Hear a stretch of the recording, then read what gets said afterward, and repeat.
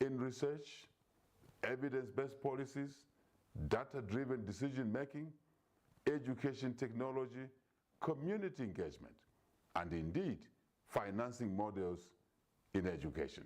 We are pleased that our country, Zambia, represented by the Minister of Education and his team, is also ready with its own report card.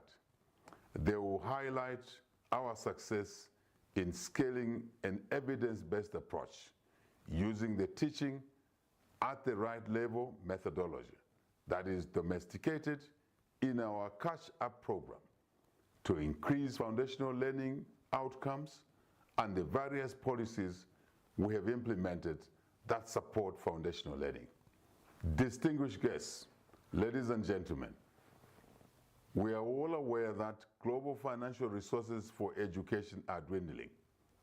We are also dealing with shrinking GDP per capita at a continental level. Therefore, we need to start thinking more strategically about innovative models of financing education in our respective countries, yes, and how we can use our resources more effectively to ensure the best return on investment in education. In addition, we need to implement evidence-based approaches and scale what works to improve foundational learning on the continent. We also need robust accountability mechanisms at national, regional, and continental levels for both partners and governments. This requires strong leadership to ensure that our commitments to improve foundational learning on the continent are actualized. We wish to encourage each stakeholder in this auditorium to take the lessons and commitments from Flexi 2024 and transform them into concrete actions that will make a tangible impact on the ground.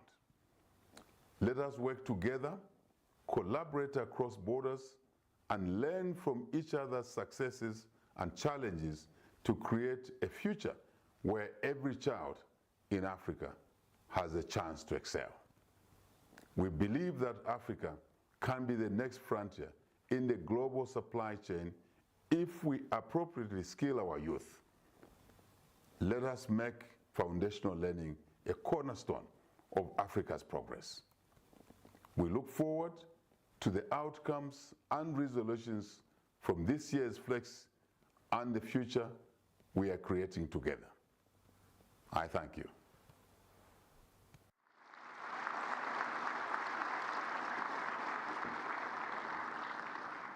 Thank you very much. His Excellency Hakainde Hichilema, the President of Zambia, is also the champion of foundational learning. And he says we need innovative ways of financing education. We need robust accountability mechanisms on all levels.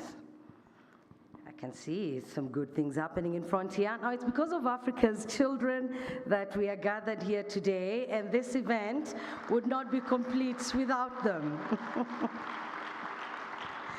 This morning, we've got 3 young Rwandan peoples representing the rest of Africa's children. They have a poem for us.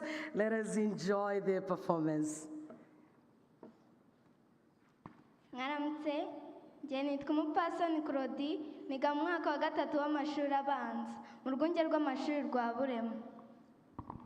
Bonjour, je réponds au nom de Inouari Chami Dilan, élève de la 3e année primaire à l'école tourterette de Gahanga.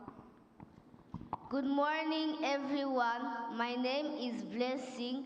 I am 7 years old. I study at Path to Success in grade 2.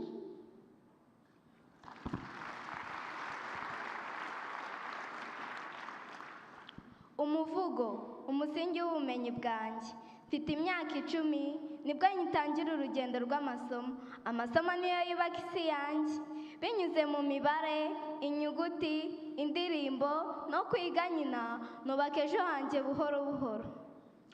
ababyeyi banjye baramfasha baranshyigikira buri jambo niga kuvuga n'imibare niga kubara nunguka ubumenyi abarimu banjye baranyobora kuko bazi inzira bubaka ubumenyi bukomeye buzaramba. Du Kinyarwanda, le français et aussi l'anglais, chaque langue m'aide à réfléchir. En mathématiques, je compte, j'additionne et je divise. Ces assemblages, je les construis avec amour et attention. Mes frères et sœurs, mes amis, nous apprenons dans l'unisson, explorons la science tout en s'amusant. Ensemble, nous découvrons des devinettes. L'apprentissage est plus agréable quand on joue tout en apprenant. Les dirigeants aussi planifient pour que chaque enfant apprenne selon ses capacités. Ils tracent et éclairent le chemin. Every day I learn, I grow, with skills that help me acquire additional skills. On and on, I build foundation strong. Today I stand here with confidence because I have the foundational skills. I count on you leaders present here and those who could not come to invest in our education, our future. Thank you very much.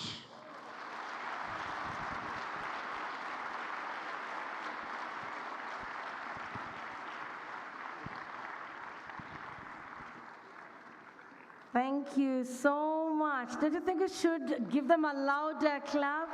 Well done. Well done. Look at how much potential they have. That is a beautiful performance, and we wish them all the best in their studies. And now, ladies and gentlemen, to give us an overview of foundational learning on the African continent, I would like to invite forward the Executive Secretary of ADEA, Albert Sengiova. Let's appreciate him as he comes up.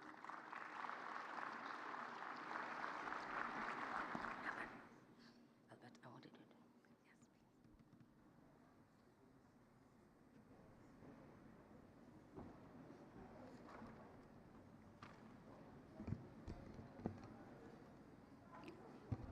Very difficult to speak after hearing the children. I think they have said it all.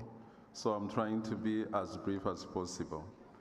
Your Excellency, the First Lady of the Republic of Rwanda, which is also the host country of the Flex 2024, the Minister of Education of Rwanda, Honorable Joseph Nsengimana, Honorable Ministers and Heads of Delegation from 54 African countries here present, the Vice President of the World Bank, Madam Victoria Kwakwa, thank you for being here.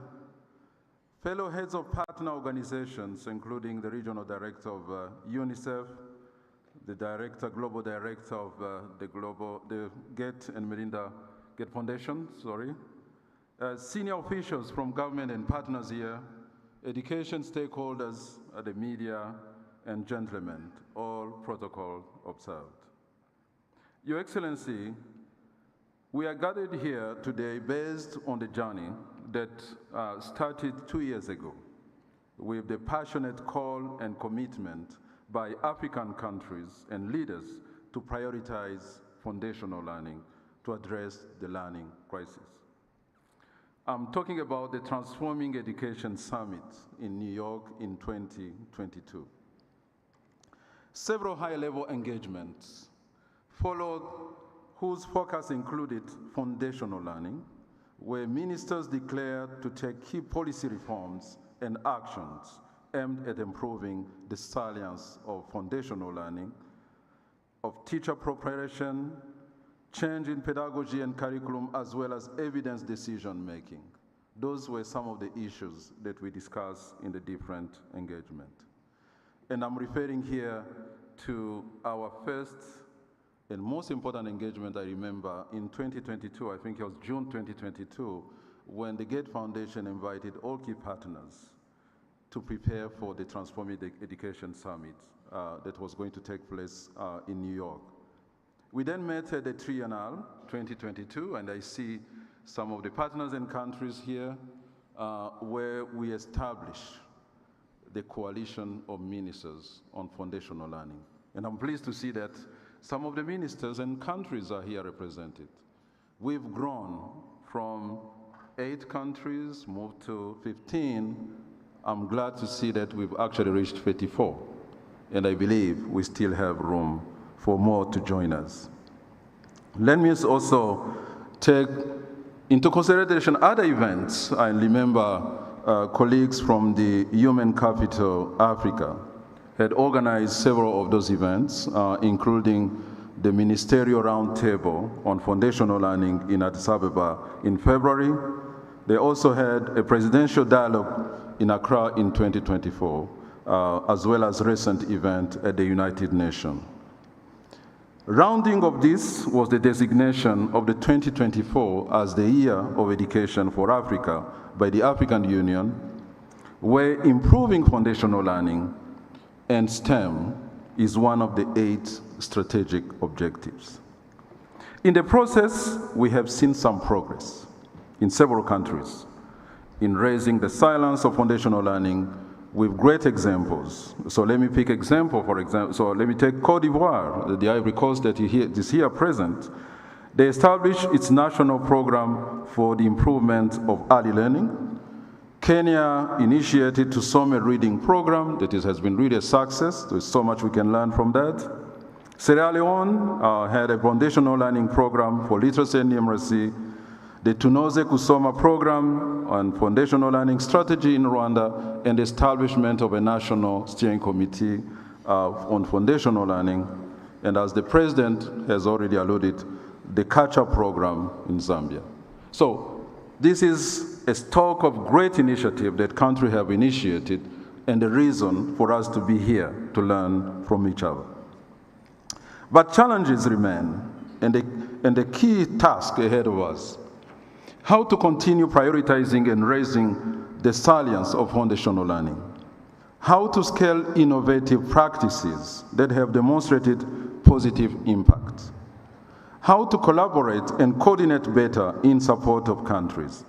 I would like again to take this opportunity also to thank all partners that have joined their effort to establish the Foundational Learning Partner Hub. We are here thanks to the support that we receive from the Hub, and I call everyone to continue supporting the initiative as Africans, as partners.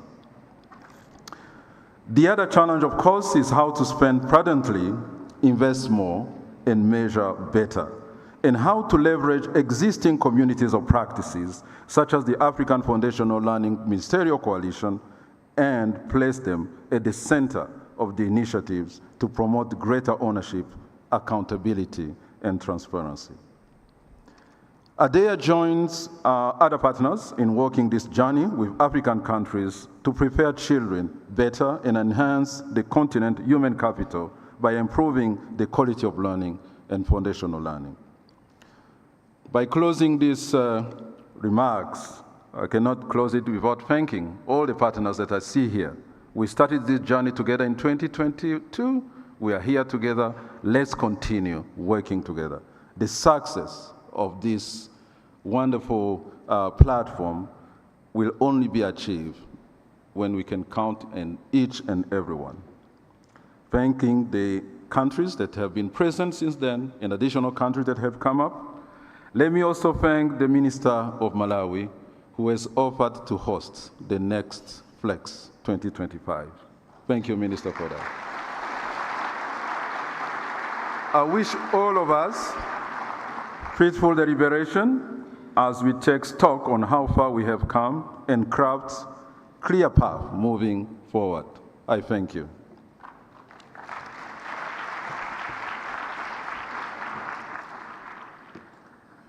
Thank you very much. Albert Sengyuva is the Executive Secretary of ADEA, and he says the key task ahead is how to continue prioritizing the science of foundational learning. Thank you, Albert.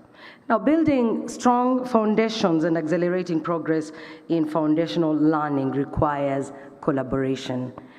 This incredible event is the result of the collaboration of multiple partners over the past several months, and one key partner in the journey towards our shared goals is the World Bank. I would like to now call upon the World Bank Regional Vice President for Eastern and Southern Africa, Victoria Kwakwa, to share some brief reflections.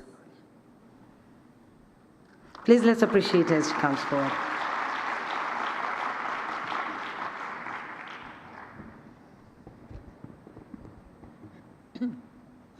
Thank you.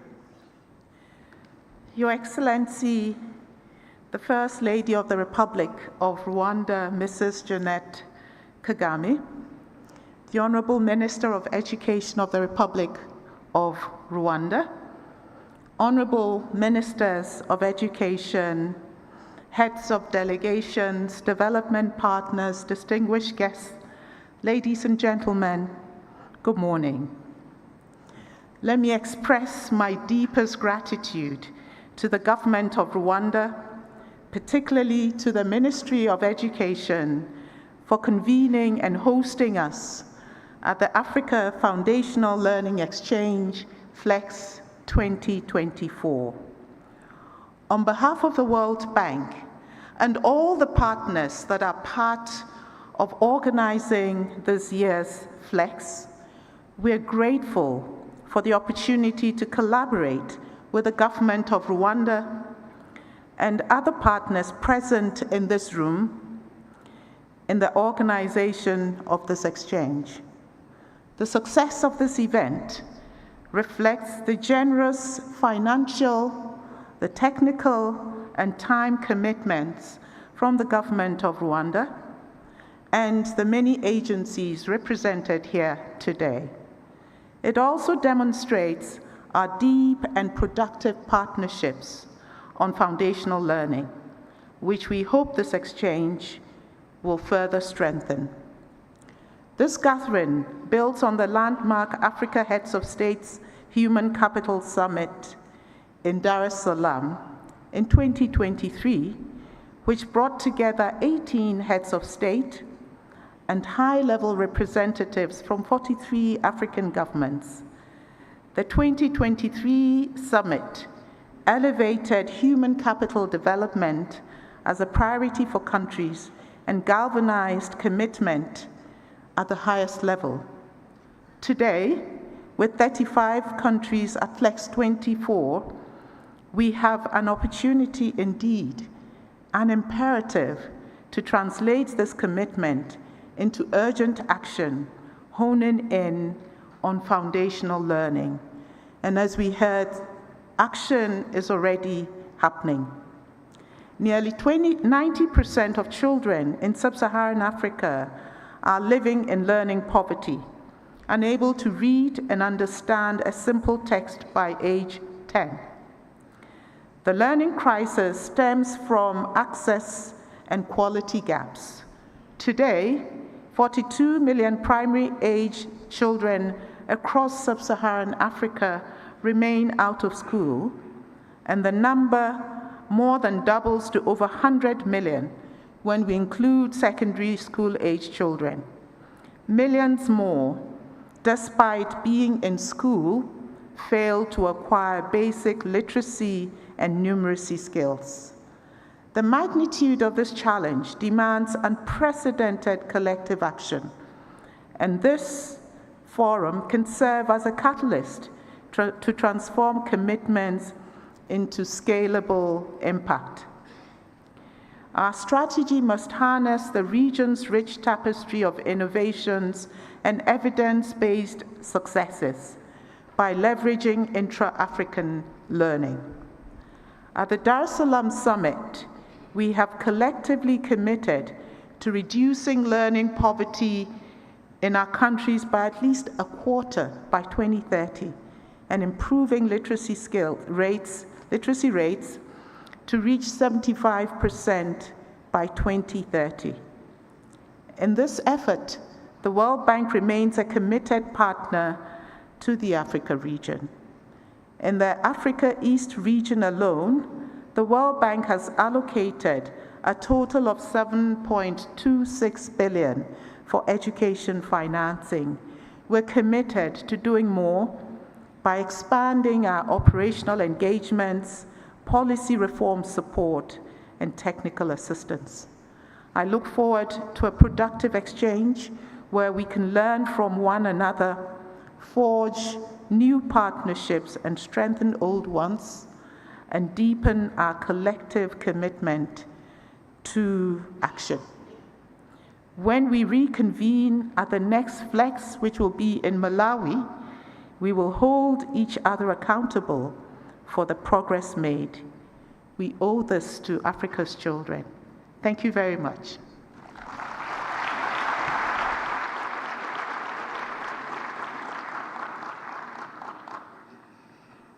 Thank you very much for those good remarks. Victoria Kwaka, the World Bank Regional Vice President of Eastern and Southern Africa, and she says it's our responsibility to harness the region's rich tapestry of innovation. In Africa, we love to dance. I'm sure you all know that, and it's how we express happiness when we receive visitors. The traditional dance of Rwanda is known as the Intore dance. And this morning, ladies and gentlemen, we will be entertained by one of the best troops in the country. Let us put our hands together and welcome on stage Inganzo Ngari.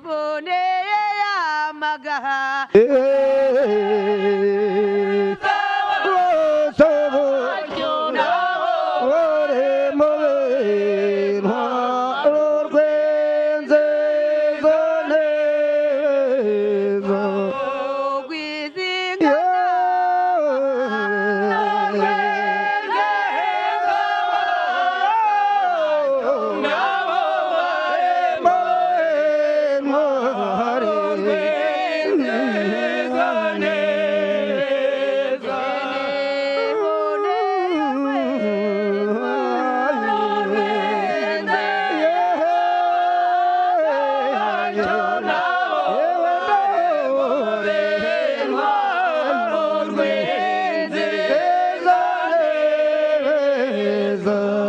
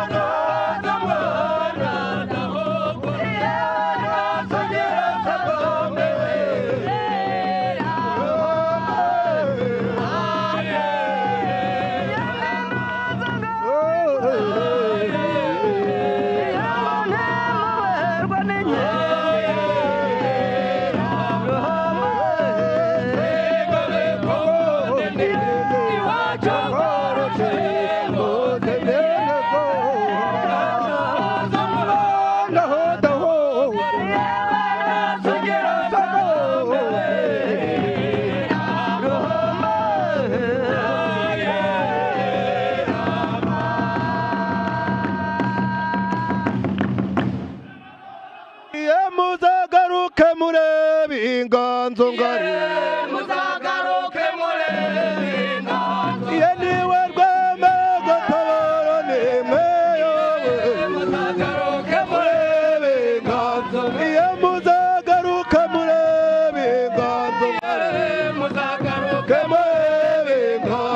Rwandare dore u Rwanda ni rwiza Rwanda we dore u Rwanda rwa Gasabo we dore u Rwanda dore u Rwanda dore u Rwanda ni rwiza rwa Gasabo we dore u Rwanda kurata u Rwanda sogoka byawo ni wo matemo w'Afurika yose uteye neza kandi utatse bwiza ukabikireze duteze amaboko dore u Rwanda dore u Rwanda ni rwiza rwa Gasabo dore u Rwanda dore u Rwanda ni rwiza dore u Rwanda ni rwiza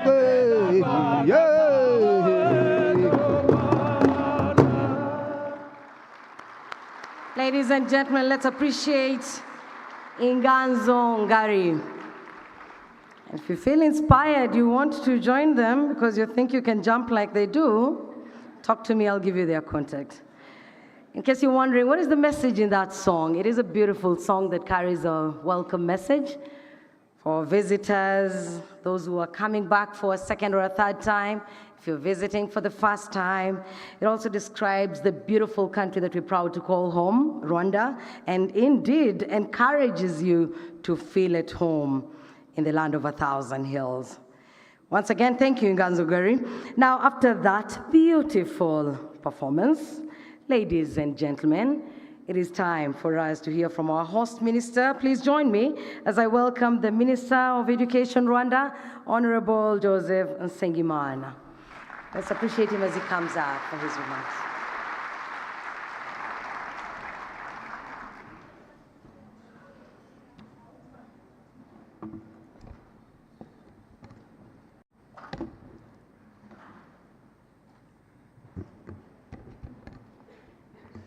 Your Excellency, the First Lady of the Republic of Rwanda and guest of honor at our event today, Honorable Ministers of Education from across the African continent, Excellencies, ambassadors here present, delegates for ministries of education and other visiting government officials, development partners, government of Rwanda official present here, civil society organization represented at this event, school head teachers, teachers, and students here present, good morning. On behalf of the Rwandan government, it's both a pleasure and an honor to warmly welcome you here in Rwanda, and especially a warm welcome to our distinguished guests and delegates to the opening ceremony of the Africa Foundational Learning Exchange Flex 2024. We are gathered here today, united by our shared commitment to enhancing the foundational learning and addressing learning poverty across Africa. Building on the success of the first Flex in Sierra Leone in February 2023, we are honored to host such a diverse group of ministers from across the continent. Flex brings together delegates from varied backgrounds, underscoring the critical importance of the need to equip our young learners across Africa with foundational learning skills. With education declared as a theme of the year for 2024 by the African Union, Flex 2024 stands as one of the continent's most impactful educational events. We are truly honored to host this gathering, which serves as a key platform for laying the foundation necessary to achieve our collective education goals. Your Excellency, the First Lady, dear colleagues, ladies and gentlemen, I would like to acknowledge the presence of ministers from the following countries present here today: Angola, Côte d'Ivoire, Eritrea, Eswatini, Ethiopia, Ghana, Liberia, Mali, Malawi, Sao Tome and Principe, Seychelles, Sierra Leone, South Sudan, Tanzania, the Gambia, Uganda, Zanzibar, Zimbabwe, and Zambia. I also recognize the heads of delegation from the Burkina Faso, Botswana, Central African Republic of Cameroon, of Congo, Cameroon, Congo-Brazzaville, Guinea, Guinea-Bissau, Kenya, Lesotho, Mozambique, Namibia, Senegal, Somalia, and Togo. Such a diverse and comprehensive delegation underscores the determination that Africa has to actually solve its own problem. Let me extend also a warm welcome to the development partners who play an important role in organizing the FLEX and thank them for their continued partnership. The World Bank Vice President for East and Southern Africa, the UNICEF Regional Director for Eastern and Southern Africa, USA Deputy Assistant Administrator and Acting Senior Coordinator for International Basic Education, the Associate for the Development of Education in Africa, Executive Secretary, the Hampel Foundation's Executive Director, New Globe CEO and founders. And I would add also a welcome as well to the Global Coalition for the Foundational Learning members participating in the FLEX 2024. On behalf of the government of Rwanda, we extend our sincere appreciation for your continued contribution and support to the foundational learning in Rwanda and across Africa. We are also pleased to have other key partners and agencies here. I would like to acknowledge their presence. The Bill and Melinda Gates Foundation, Global Education Director, Her Excellency, the British High Commissioner in Rwanda, the Global Partnership for Education, High-Level Envoy and Advisor for Education, UNESCO Senior Education Advisor, the African Union, Head of Division, Education, Science, Technology and Innovation, Her Excellency, the UE Ambassador to Rwanda, Human Capital Africa's Vice President and founders. Thank you for being with us today. Your Excellency, the First Lady, colleagues, ladies and gentlemen, I am grateful for the opportunity to share the progress that Rwanda has made in prioritizing the health and education of our future generation. Through substantial investment in prenatal care and early childhood development, we are laying the foundation for a healthier, more successful generation of our children. We've implemented a national school feeding program which has significantly improved student health, boosted attendance, and reduced dropout rate, ensuring that more children stay in school and continue their education. Although challenges remain, we focus on empowering our young girls, which is why we have established girls' rooms in schools, providing dedicated space where girls receive the support they need to excel academically and socially. This initiative helps ensure that all girls have the opportunity to succeed regardless of their background. Although Rwanda has increased teachers' salaries substantially over the last 2 years, teachers' salaries remain another area of concern. To address this, Rwanda has introduced financing schemes through Umwarimu Sacco, a teachers' civic cooperative that offers preferential loan rates to teachers, improving their livelihood standard and encouraging them to continue their vital work. Additionally, we have fully integrated remedial learning into the primary school timetables across the country, ensuring that students are equipped and well prepared for their learning journey. We have also expanded our focus on foundational learning subjects, particularly language and mathematics, by increasing instructional time in these critical areas. Rwanda's education system now guarantees 9 and 12 years of basic education for all students. And this has been achieved through strong community involvement, driving this progress in a rather relatively short time. Ladies and gentlemen, the FLEX event align seamlessly with our vision for education in Rwanda, which is to ensure equitable access to quality education for every Rwandan child. By bringing together representatives from across the continent, we have the opportunity to exchange knowledge, track progress on a foundational learning outcome, and foster collaborative engagement. It is an opportunity that we must not squander. In the words of the young children on the video this morning, it is time to move from words to action. What we exchange here today, what we learn from each other, we have a singular opportunity to put them in action for the benefit of our children. I take this moment to once again extend a warm welcome to all delegates, education stakeholders, policymakers, and opinion leaders gathered here today. I also encourage you to make the most of your time in Rwanda, both inside and outside the Flex event. We are delighted to host you at a gala dinner this evening, and I look forward to engaging with you all throughout this event and working with you to turn this event into a successful meeting.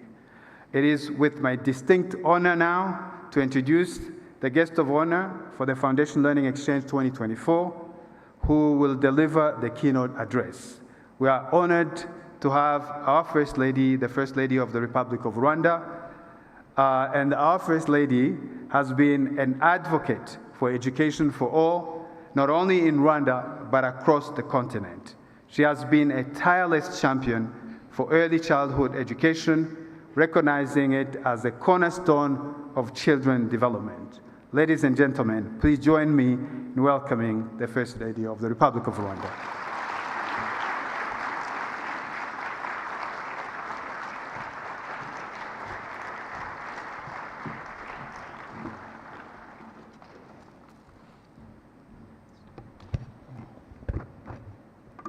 Please.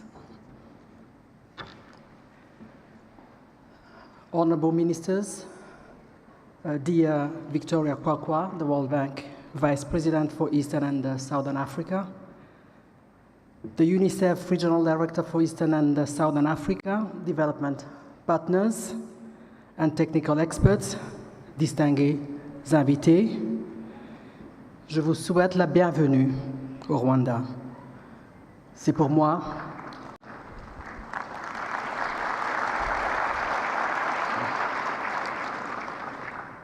un réel plaisir de m'adresser à vous aujourd'hui sur ce thème pressant et existentiel qui répond à l'avenir de notre continent. I'm thankful to be here today. On the second foundational learning exchange on this year of education, as declared by our African Union, on this final speech stretch towards the targets of the Continental Education Strategy for Africa. It's both humbling and encouraging that Rwanda would be entrusted to host this important forum and participate in these essential discussions. Ladies and gentlemen, I believe that the caliber of senior officials, education and finance experts, agents of continental development and Pan-African champions for the 2063 Africa we want must be fully appreciated for their contribution to the body of knowledge and for the wisdom they share with us today. Therefore, I will not attempt to rob these experts of an opportunity to discuss, for one, the progress thus far in achieving literacy, numeracy, and essential skills for elementary-aged students across the continent. Neither do I wish to occupy too much of the space that they have been aptly allocated to raise concerns on the challenges that remain in the foundational learning, notably in learner psychological health and well-being at the accompaniment of children with special need. However, honorable guests, I'm compelled to remark on the current landscape of education, particularly foundational education, across the world, and more specifically on our continent. It seems, I worry, that while literacy rates have improved in all our countries, while recognition of the vital importance of early childhood education, appropriate nutrition for infants, psychosocial support, and toddler and child development has significantly increased, a problem persists, threatening to worsen over time. Ladies and gentlemen, reading and comprehension of simple text, as has been pointed out by the Rwandan Minister of Education, is still an issue for 9 out of 10 of children aged 20 and below in the majority of African countries. This is a loud alarm bell. Let us picture this child aged 10 who cannot read properly, write properly, count properly, a child whose environment is not fertile for the development of strong personal qualities either. And let us go even further still in discomfort and picture a society where the majority of children do not develop soft values like kindness, empathy, respect, flexibility, patience, integrity, and teamwork through foundational learning, preventing them from building healthy relationships, navigating social environments, and contributing positively in personal and professional settings. We are living in times that are, let us admit it, pulling parents in all kinds of directions away from their core responsibility to raise families. Our children are offered up to the education system, and seldom do we engage with educators in an attempt to create a thread of communication so that there is a sustainable continuity of care between school setting, at home, and in the community. How can we tap into the expertise of our educators to make them active stakeholders in the full context within which the child is evolving? How do we put the child at the center of all interventions during their foundational learning age so that the individual needs are catered for? A collective conscience across all caregivers will help us develop protection mechanisms while at the same time eradicating any and all handicapping factors.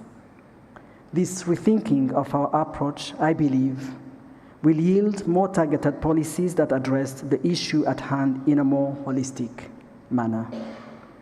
For we all know that education, and most especially the foundational education, is the bedrock upon which skills are built.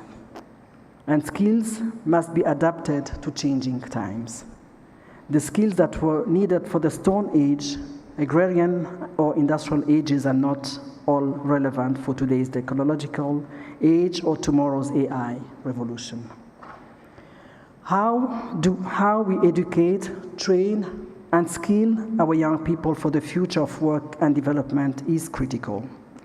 And this will include the policies we put in place, the agility of our curricula to adapt to the pace of changing times, the quality of teacher training, equitable resource distribution, parental and community engagement, as well as the ability to build in the formative years of a child development those precious qualities of character and confidence. In an age where the human capacity for human discourse, creativity, and intellectual curiosity are all increasingly threatened by highly performant, but sometimes regrettably applied artificial intelligence, what is to become of the future young African's mind if devoid of essential knowledge? Should we fail to strengthen foundational learning and critical thinking, increase primary education completion rates, and to allocate more resources to education, specifically to the more financially vulnerable learners, what is to be the long-term costs of the youth of this continent, their skill development, employability, and overall welfare? And in turn, what is this to be psychological, and security toll across Africa if the citizens of, I believe, the most promising continent on earth are denied the essential tools they need to succeed and self-actualize as the world finally makes space for new players in global development? Within our individual and shared capacity, we must pledge to integrate every inspiring insight and all valuable foresight shared today in our efforts for improved foundational learning in our country and on our continent. Esteemed guests, yes, Rwanda has come a long way. Prior to the 1994 genocide against the Tutsi, the local education system was exclusionary, divisive, underfunded, fragile, both inept and inapt. At that time, higher education was dominated by only one institution, the National University of Rwanda, and the system graduated merely 2,000 students in 3 decades between 1963 to 1994. In contrast, as of 2019, there were 40 higher education institutions in the country with a total enrollment of 86,140 students and still growing. This was a steep hill to climb, and we must recognize the political will that has fueled this investment, prioritizing the education of a previously severely illiterate population. It is said that education breeds confidence, and confidence breeds hope, and hope breeds peace. For Rwanda, peace will always be the ultimate goal, and therefore diligent investment in education is for us a no-brainer. As is often expressed in old wisdoms, education cultivates character and confidence, which in turn inspire the optimism through which peace thrives. We commend our government for many efforts geared towards the betterment of the whole ecosystem, from the students, the teachers, the parents, and the community. Honorable guests, Imbuto Foundation, which I'm honored to chair, launched a pilot early childhood development project in Kayonza district over 10 years ago, serving 5 areas key to child development, namely brain stimulation, health, nutrition, hygiene, positive parenting, and child protection. The program has now expanded to 14 additional districts, and the ECD has become a national and policy priority with the launch of our National Child Development Agency. With a conducive policy and planning framework set up by the government of Rwanda and the collaboration of invaluable partners, our pilot project has translated into a decade later of 138,000 children and their parents having received services through our 16 model ECD centers and home-based services. And these numbers are on a constant yet rapid rise. Honorable guests, it's my deep conviction that solid early education will become all the more vital as time advances. Achieving sustainable development will require our children and their own to wield every available ounce of intellectual, social, and emotional intelligence to ensure that education and growth actually translate into progress for all. My parting words on advancing foundation learning, dear guests, are just a wish. It's a wish that our budgetary allocations for education, our policy coordination, our efforts for collaboration, our unrolling of training programs for educators and caregivers, our parental and community engagement, our education infrastructure development, the agility of our curricula in rapidly changing times, and lastly, our solemn accountability to our pledges will all match the level of urgency that our ambitions requires. Africa will only achieve a desirable 2063 if we build solid roads and highways today for tomorrow's youth to drive our continent fast and surely to its rightful destination. May quality education at foundational level and above cement our path to the continent's development. Et pour conclure, Excellence, Distingués invités, je vous remercie de votre attention et vous souhaite de profiter pleinement de l'hospitalité de notre pays. Puisse Kigali, notre chère ville, vous donne envie de revenir plus souvent pour de tels échanges fructueux. I thank you for your kind attention.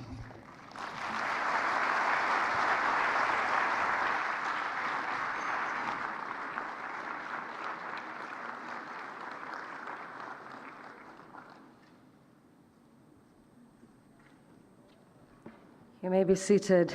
Thank you so much, Your Excellency, for your inspiring words. Your message serves as a powerful reminder of the work that lies ahead of us and how together we can make strides toward ending learning poverty across the continent. And thank you so much for pointing out the fact that parents today are pulled in different directions. And this is because of life's demands. We cannot blame them. Sometimes it becomes hard to make the choice between being there and spending a little bit of time away to raise school fees or be able to afford a packet of milk. So they end up not being fully engaged in their children's foundational learning, and we pray that something will be done about that. So thank you for that poignant reminder, Your Excellency, First Lady. The next item on the agenda is a fireside chat. I hope that excites you. We will find out what works to improve foundational learning outcomes. We've been talking, somebody has been observing, people have come up with statistics, so let's discuss this and find out what works in order to improve foundational learning outcomes. For this conversation, I would like to invite Research and Policy Advisor in the Ministry of Education, Rwanda, that's Adia Umlisa, and Dr. Benjamin Piper, Global Education Director, Bill and Melinda Gates Foundation. Let's appreciate Adia as she comes forward to steer this conversation.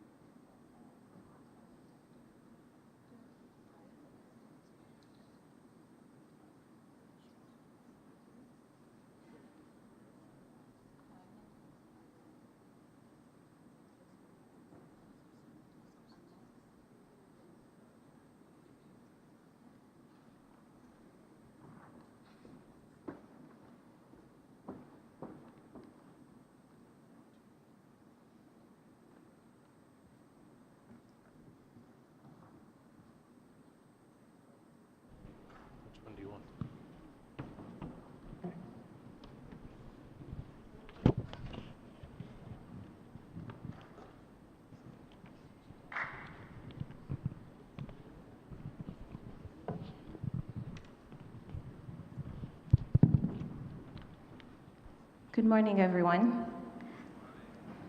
We are really glad to have you here, Dr. Piper. You are one of the leading voices in the education sector, working with ministries of education across the continent to improve foundational learning outcomes. The Flex is an extraordinary opportunity to gather together ministers and education stakeholders from across the continent and beyond to learn from each other and discuss the challenges and the solutions on the road to improving foundational learning outcomes. So to start off, so why is improving foundational learning outcomes garnering the much needed attention and momentum now? Thanks very much. Sure. Thanks very much, and good morning, everyone. We're in East Africa. You have to say good morning back. Good morning, everyone. Thank you very much. So I think there's several reasons, three, why foundational learning has gotten more attention recently. The first one, I want us actually to read together. We can see around the screen the thing that starts with Africa. We're going to read it together. Tell your neighbor we're going to read together. I want you to read out loud. Okay? Repeat after me. Ready? Africa. Foundational.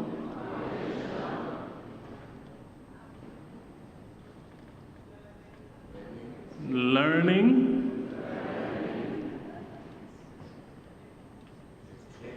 Exchange.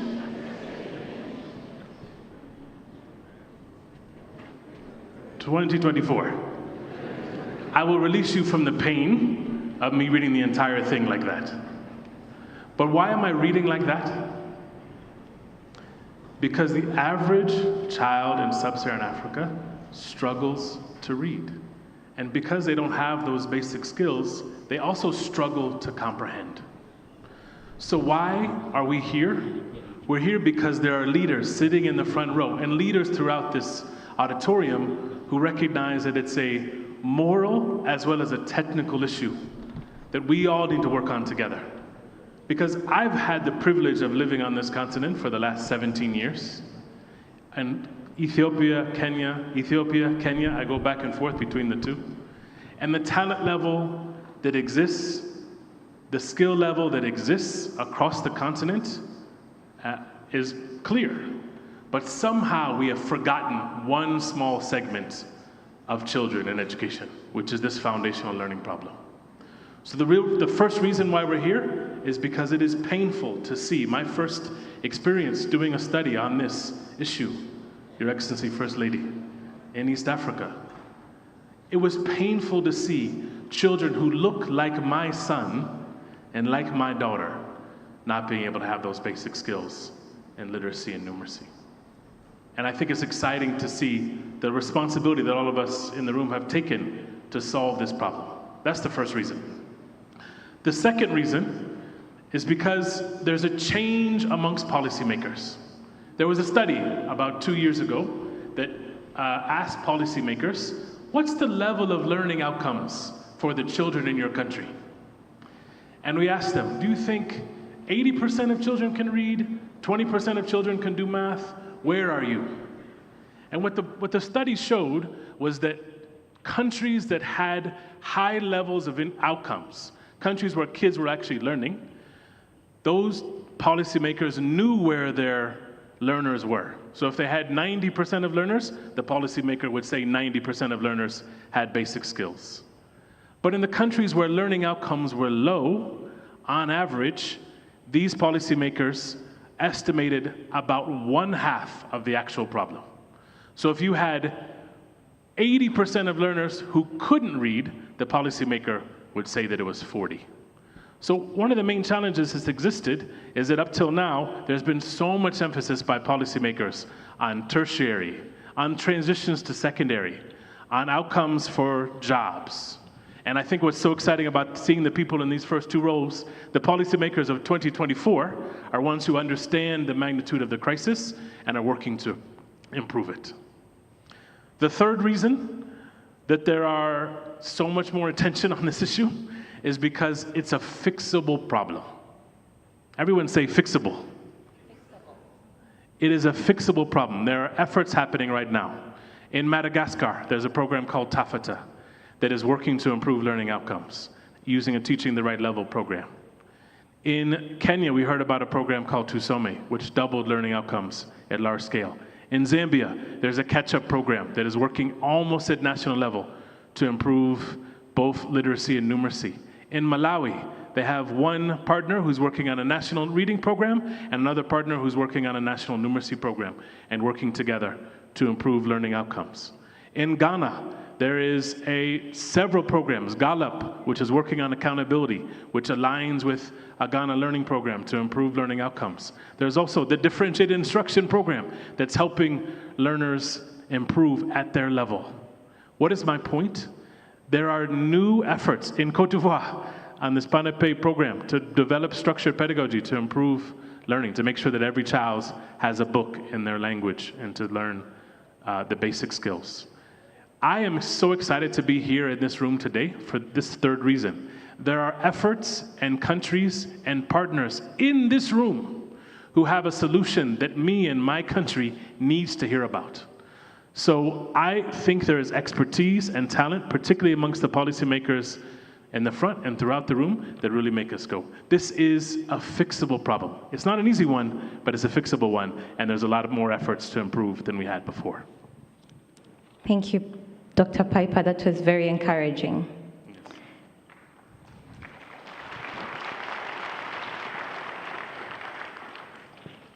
Okay, so you mentioned that today we know more about how to improve learning outcomes, especially for primary age learners. What are the fundamentals proven to work to improve foundational learning? You could give 5.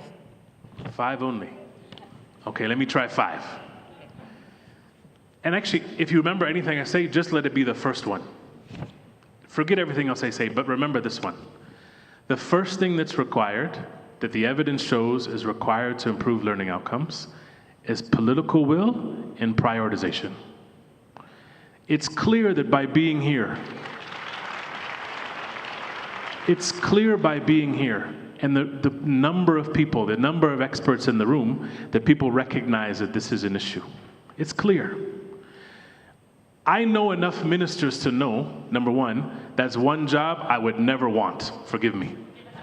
The level of challenge, we were talking to the Minister of Côte d'Ivoire, all the things that come to your desk, and therefore all the burdens you carry.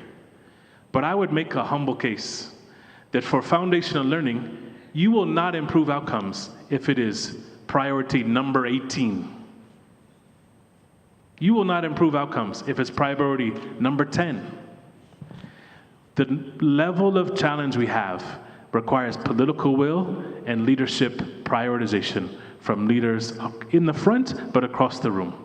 Not only that the minister knows that I'm going to message and communicate that this is important and I want teachers to implement, but also if you're at mid-level, at a district level, if you're working as a coach supporting teachers, that amongst the very many things we have, helping teachers to teach significantly better is a fundamental task. So forget everything else I say, but remember that prioritization of this issue is fundamental. The second one, these next 4 all work together. They're integrated.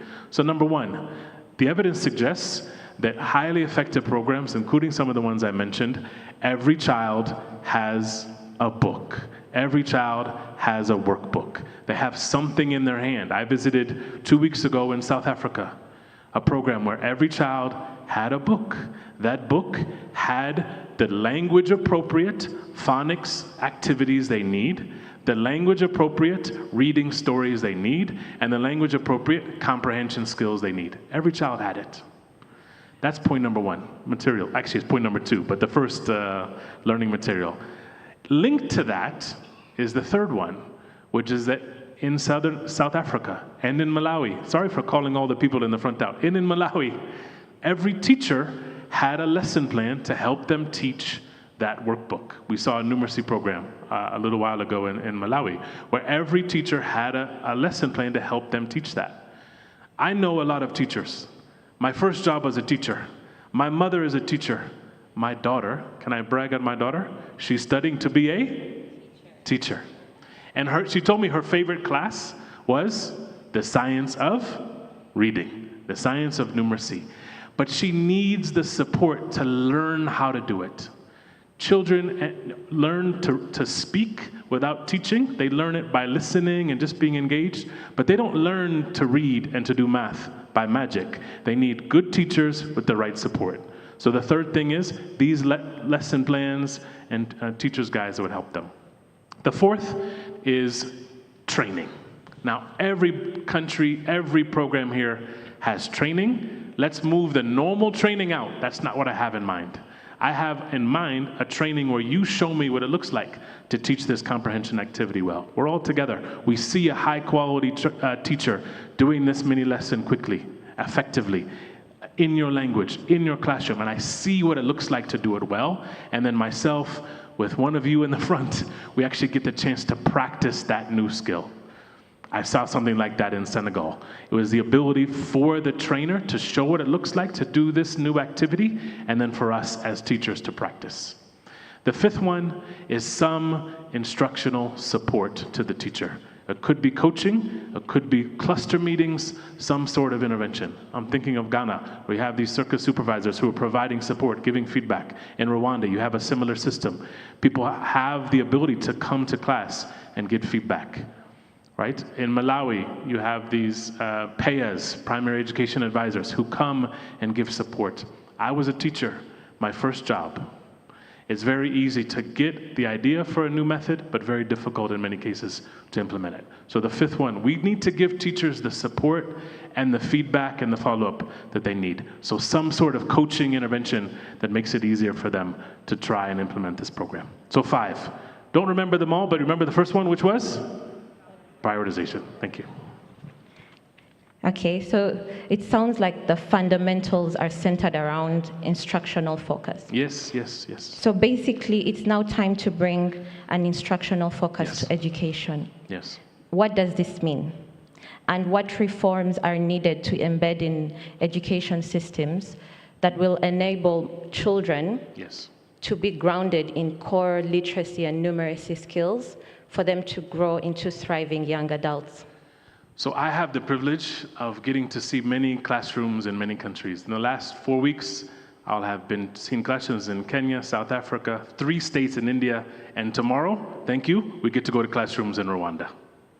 And having seen a lot of teachers implementing these sorts of programs, some things rise to the top. And I think about this at the system level. How do we make sure that all of these core components are existing in your programs?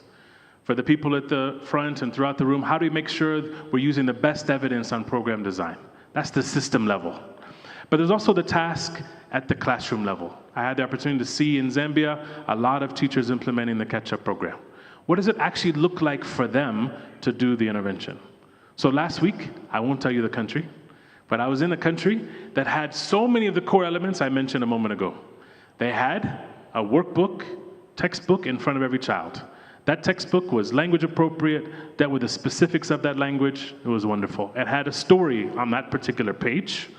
And then we had a teacher who was teaching that lesson. Actually, it was a him. I was actually very impressed. This teacher, male teacher, teaching grade 2, had in front of him a teacher's guide with the same story.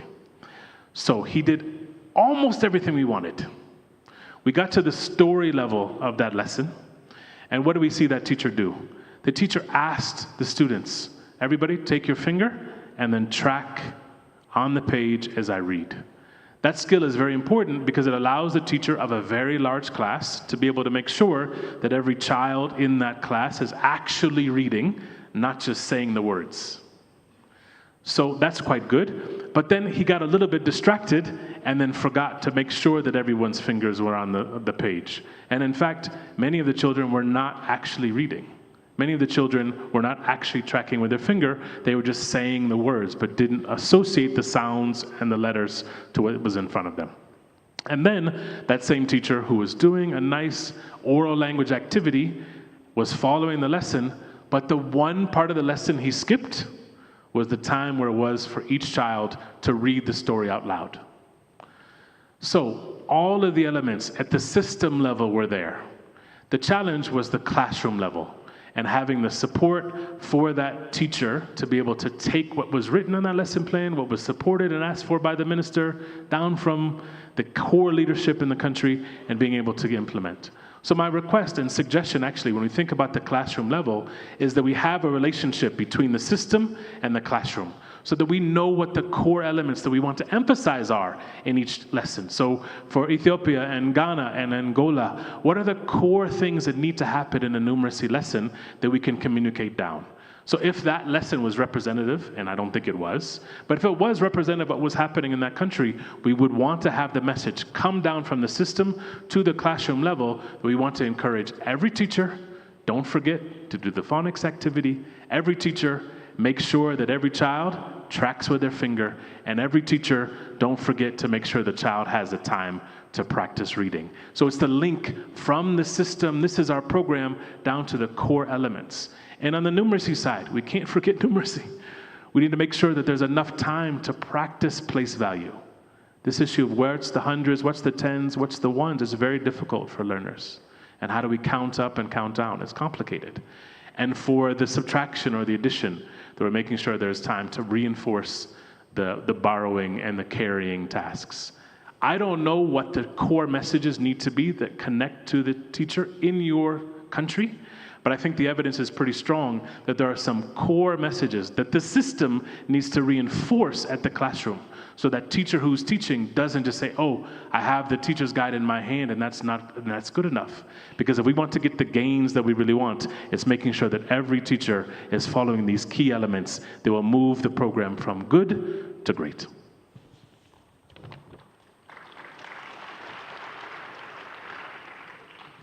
Thank you, Dr. Piper. It's quite clear that we need to have intricate linkages from the system level to the classroom level. Mm-hmm. So finally, while ministers are the torchbearers of improving foundational learning outcomes, what would be your message for the African leaders here, for them to be more focused and aware of on ending the learning crisis with much of the same energy we see as maybe combating major disease burdens or ending hunger? And in the same vein, please do share a few words with our development partners. Great. So I'm humbled to have the chance to communicate with the people in the room on this topic. And I must say that one of the things I pride myself in is listening to leaders and telling leaders back what I've heard from others. So this is not a message from me, but this is a message from other leaders who are working on this topic back to you. I think that many of you ministers and education leaders in the room have made some progress at the system level, that there is some intervention that exists in your country that has some focus on foundational learning. If there isn't in your country, that would be priority number one. Let's make sure that we have a system-level, large-scale program that fits into one of these categories. And I think, just to name them, the evidence is quite strong that there are two approaches that have meaningful impacts on learning.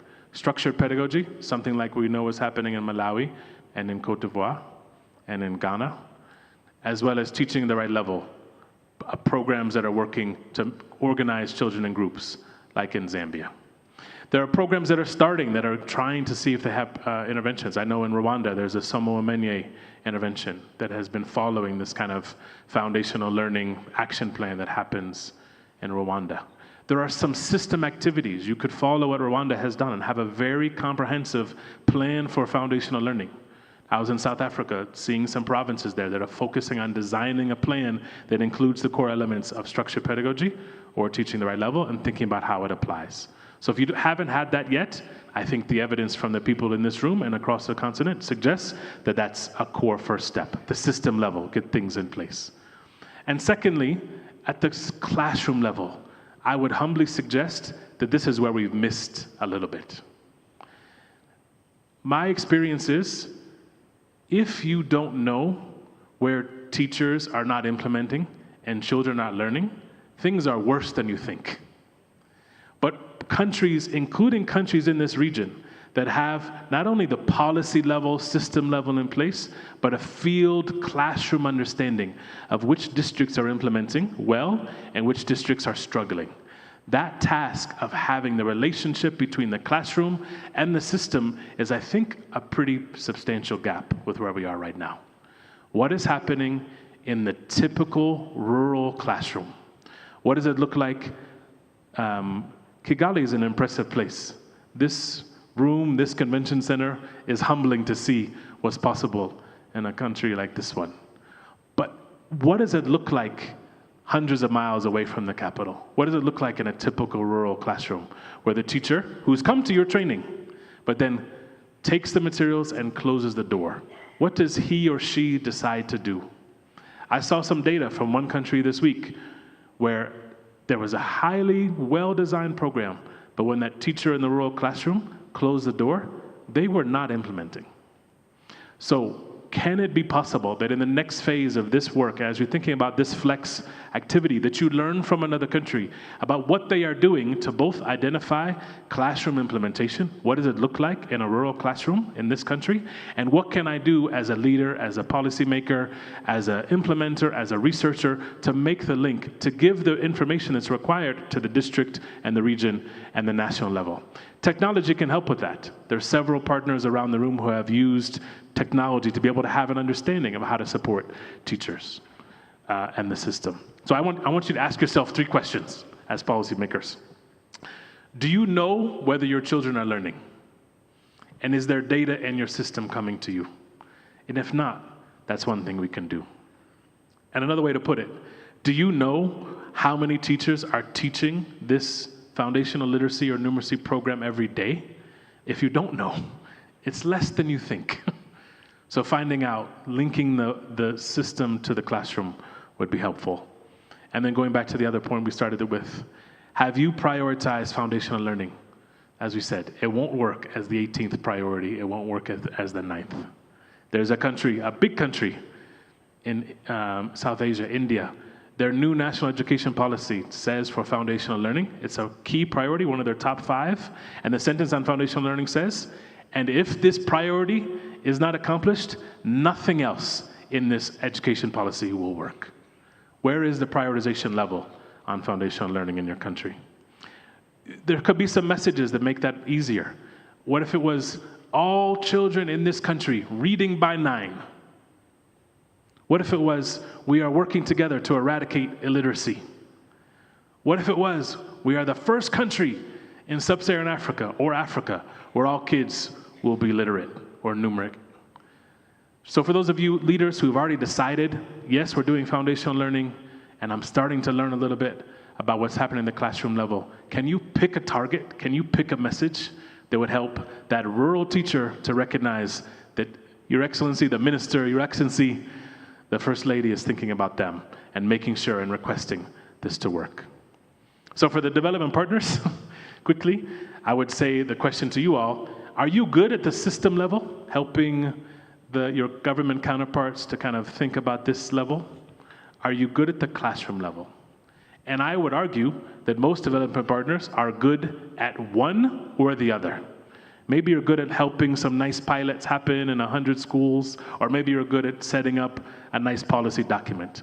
The task for me, from my point of view, and the years to come, is the linking between the classroom level and the system level. So what the system is looking at is what teachers are doing. And what teachers are feeling is the message down from the system. So how do development partners connect those two? My last point to the development partners, if you allow, is to persist. Everyone say persist. That was very quiet. Everyone say persist. We have been talking about foundational learning for a while, but this meeting, this moment is where I'm most excited, because we have better evidence, we have better partners. That ministerial coalition has gone from 6 to 8 to, I don't know, Albert, how many? 20, I don't know, you're making a number, it's a very big number, I don't know. The moment has come for us to be able to learn from each other, to be able to continue. This is, amongst many things in education, this one is solvable. There are many challenges that are so complicated. This one is complicated, but it is solvable. It's too early for us to move on. The job isn't done. I was a teacher, my first job, 4th grade teacher. And the beginning of the academic year, you're trying to get your children used to you. As you can tell, I have an accent. They didn't understand me. It was a little bit hard. You're trying to build your classroom routines. Anybody else was a teacher? It takes a little while. And sometimes what happens for teachers is you start to move on. But I would put it this way. We are just halfway through the year as foundational learning. We've gotten some basic things in place. But if you were a teacher, tell me if I'm correct. It's actually after you get the basic things in place that children actually learn. Once you have your routines, once you have the data, once you know your strengths and weaknesses of your children, it's the latter part of the year where children actually learn. And for me, we're halfway through. The latter part of the year is ahead. So as we persist, we'll be able to move from where we are to connecting these two levels, classroom and system. Thank you.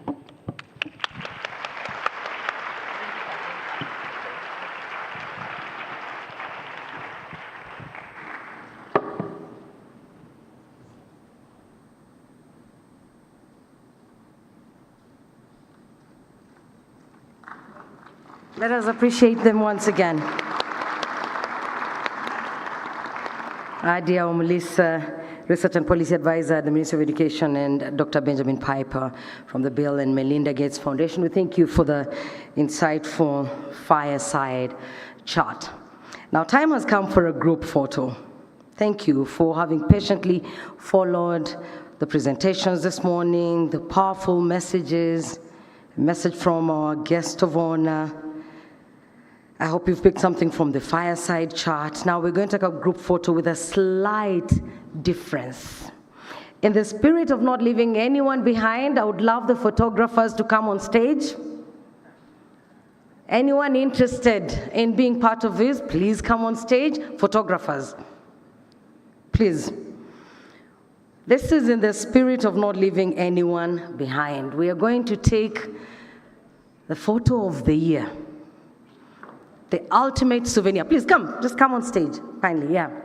Come on stage, the photographers. As for the rest of us in the room, we will remain where we are. The only thing that will change is the position. We will not be standing. But let's first get the photographers to prepare themselves, and then I will give you your instructions. Thank you. We're going to take what I will call the Flex 2024 family photo. You know, Christmas time is coming, and you're going to be seeing a lot of family photos. This one will be one of those you will find online. The ultimate souvenir that will remind you of Kigali. Your Excellency, First Lady, honorable ministers, ladies and gentlemen, could you kindly rise from your seats? Rise from your seats, every one of you, and remain standing. You stand where you are and give the camera in front of you a smile. A smile is all I ask of you. You're getting the ultimate souvenir that will remind you of Kigali, a reminder of Flex 2024. As I said, it's in the spirit of not leaving anyone behind. We are all in that photo. Let's appreciate ourselves for that. Thank you. Thank you very much, Your Excellency, First Lady of the Republic of Rwanda, Mrs. Jeanette Kagame. We have come to the end of the opening ceremony. Thank you so much for gracing us with your presence. Thank you so much. And I request all of you to stay where you are, remain standing as we allow our guest of honor to depart. Please, let's appreciate her as she left. Thank you.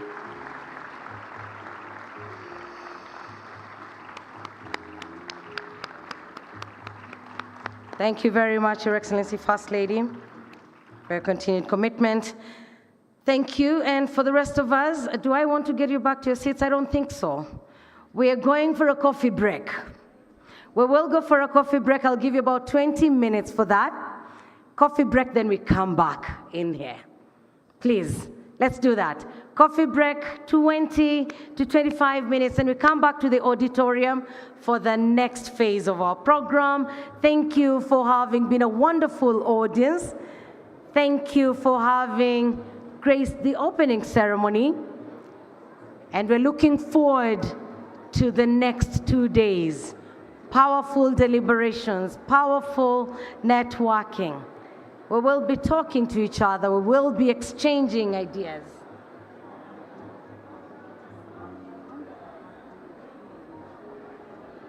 The coffee break is served in the tent across MH3 and MH4.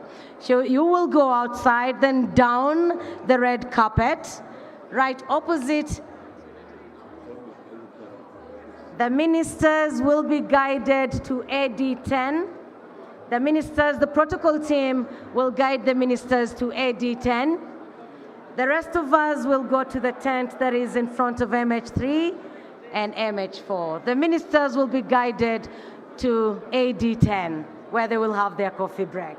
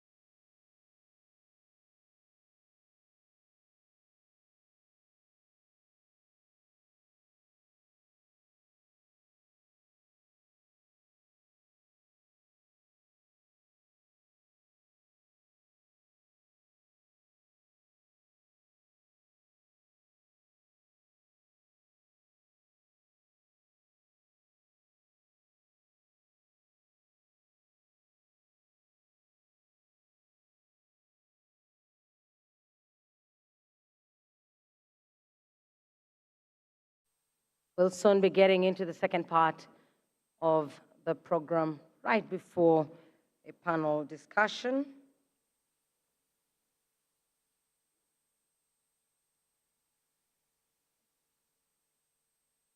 Once again, just as I did earlier, I'll request that we minimize movements. We'll be having people on stage. It will be great for you to give them your full attention.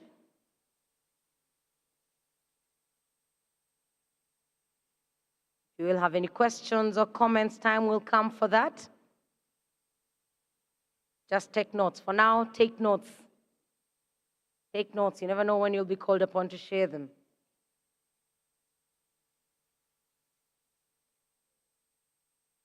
Just a few more seconds, then we can get into the second item.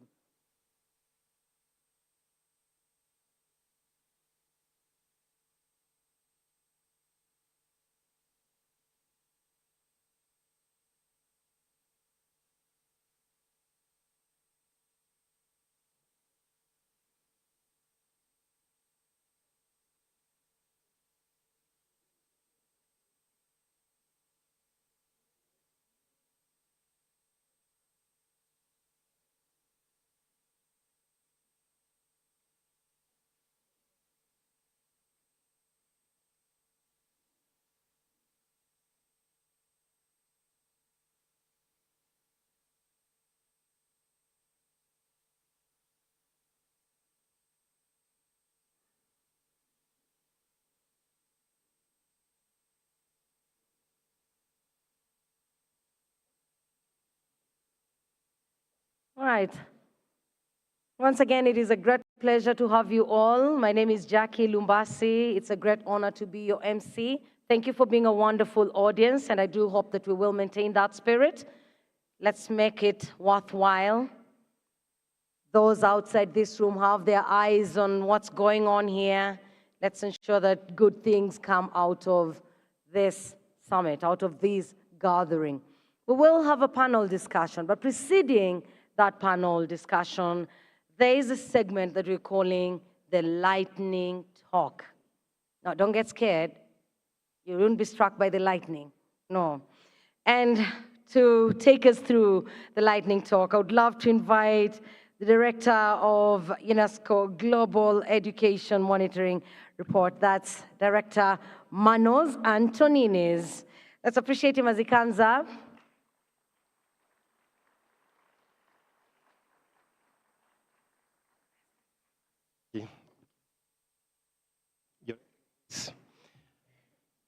Hosts and guests to the 2024 Foundational Learning Exchange here in Kigali. Thank you so much for the honor to give you this, perhaps not lightning, I hope enlightening speech, reviewing the progress towards SDG 4 in Africa, with particular reference to the primary education sector. As you saw perhaps on the slides here, you see that I'm going to take you through findings from 3 publications.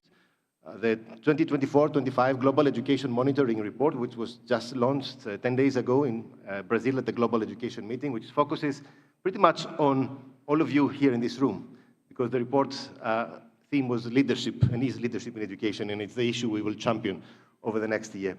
Secondly, I will also take you through findings that have appeared in the 2022 and the 2024 dedicated Africa edition of our work on the Spotlight Report series on foundational learning in Africa, a partnership of the GEM report, ADEA, and the African Union. And third, I will also have an example from your own national targets, the targets that you countries have set for 2025 and 2030, your national SDG 4 benchmarks, and that's been featured in the annual scorecard report. I'm not going to be able to dance as the dancers before. I'm not going to be able to play the drum. But if I could play the drum, each one of my slides would have been a drum. I don't know if that is working. If not, we might have to switch to saying next, please. I'm going to start, so the next slides, with some evidence on out-of-school rates and out-of-school population. I don't know if anyone is listening. If you could move to the next slide, please. While people are working on it, it's important to mention that, as the slide will show, since 2015, there has been a quite significant slowdown in the rates of children out of school in Africa. Between 2000 and 2010, there was really rapid progress. But unfortunately, since 2010, there has almost been a standstill. Now, I'm going to argue, once we have a chance to look at the graphs, that this is not only bad news, but it is a concern that between 2000 and 2010, the out-of-school rate in Africa declined from 36 to 19%, but to 23%. But since 2010, there has been a very, very small decline, and today, 18.5% of children in Africa are out of school. That's more than double the global rate. And there you are. You can see that on the left-hand side, you can see the 5 regions of Africa. You can see that Northern Africa has actually managed to eliminate the out-of-school population, but still other parts of Africa are lagging behind and have slowed down since 2010. And given the rapid demographic growth, that also translates, unfortunately, since 2013, into growing out-of-school numbers at the primary school level. Already, I think, earlier, we heard that if you also include the secondary school population, this number is now exceeding 100 million. But just the primary out-of-school rate, out-of-school population now accounts for more than half of the total global. Now let's move to the primary completion rate, the percentage of children that actually manage to graduate from primary school. You see on the left-hand side the official definition: children who finish primary school after 3 to 5 years, which is already not really timely, but is as timely as we have officially agreed to define it. And you see that actually there is progress. You see that on average, since 2000, without a slowdown after 2010, there's a progress of about 0.8 percentage points per year, which is reasonably fast. Now, the reason, the explanation why the two numbers, the out-of-school rate slowing down and the completion rate growing, has an explanation. That is because since 2010, countries in Africa have made progress in reducing repetition rates. So somehow, countries have managed to make their systems more efficient. But there is a second problem here that the second graph shows. You see that in 2023, we estimate that about 7 in 10 children complete primary school. If you include those children that complete primary school 5, 6, even 7 years late, 8 out of 10 children complete. So there is a considerable problem of late enrollment and repetition. You also see the very interesting contrast here between girls and boys. In terms of timely completion, girls have long overtaken boys, and that's also applying to lower secondary completion. But boys take longer, because boys are not pressed to complete their education quickly. And that's a very important finding you can see also on the right-hand side, which shows the percentage of children who are overage, at least 2 years too old for the grade. About 4 in 10. That's by far the largest rate in the world, more than double, or perhaps triple the rates in other parts of the world. And you also see that it is boys who are even more likely to be too old for their age, a problem that the continent needs to pay attention to. Let's now turn to learning. I'm going to start first by challenging and questioning the concept of learning crisis. It depends how we define crisis. Usually we define crisis as a situation whereby things are worsening. But if we are to take this definition, this graph on the left-hand side, which shows all countries in the world with data during the last 10 years, unfortunately most of that data is actually before COVID, shows that African countries are those that are making the fastest progress. That's very important. But there are also 3 caveats. The first is that this evidence only comes from a very relatively small number of countries.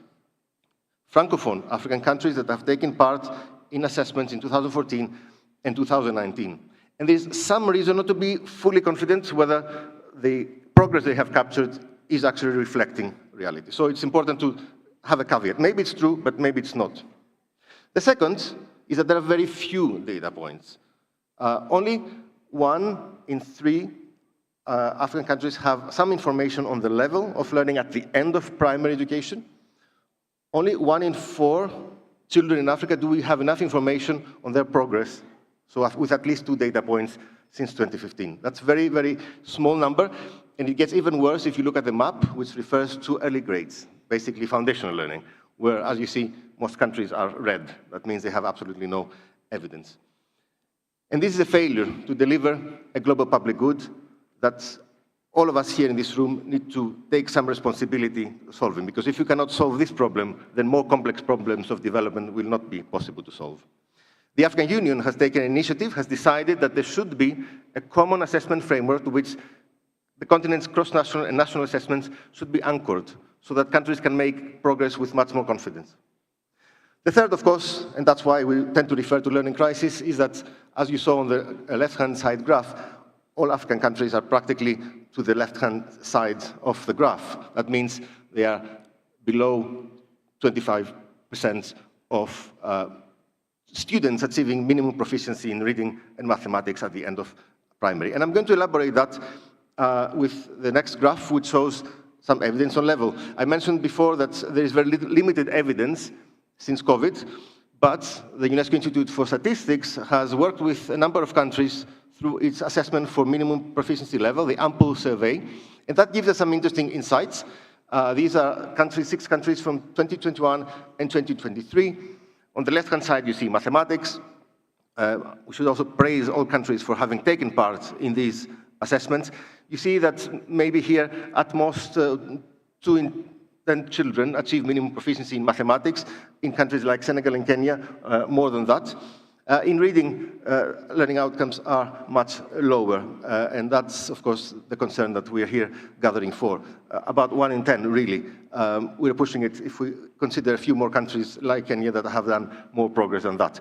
And you see also from the graph the massive gaps between urban and rural areas.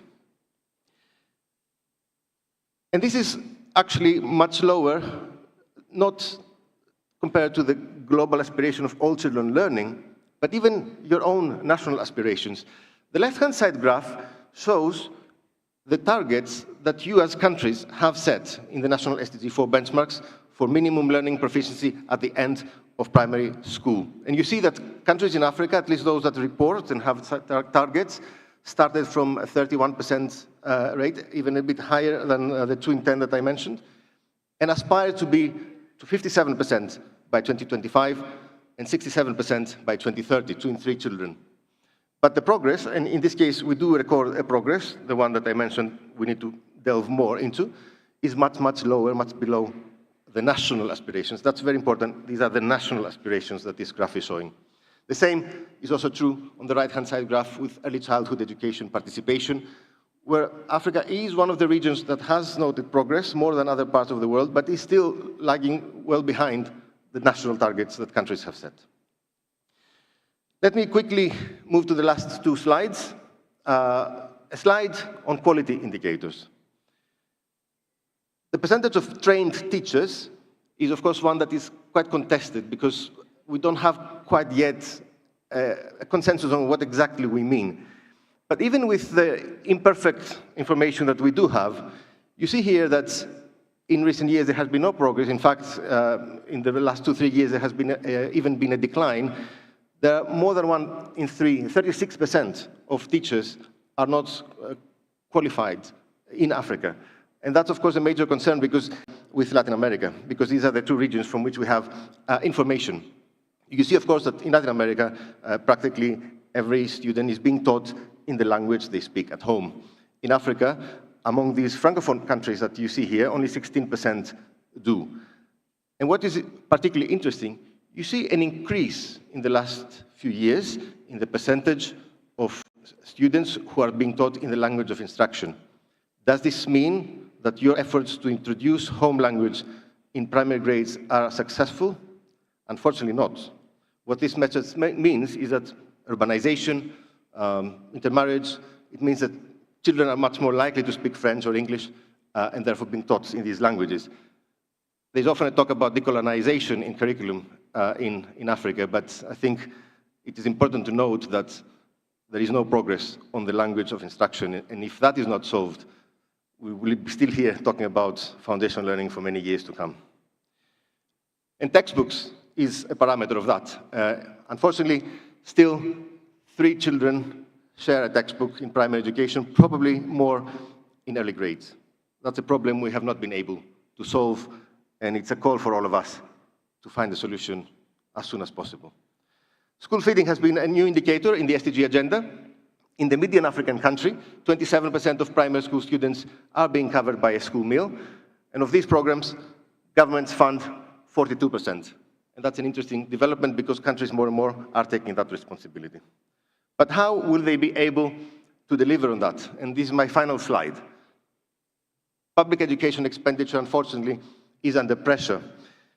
These 2 graphs show the trend in 2 ways in which we commonly define public education expenditure: as a share of gross domestic product and as a share of total public education expenditure.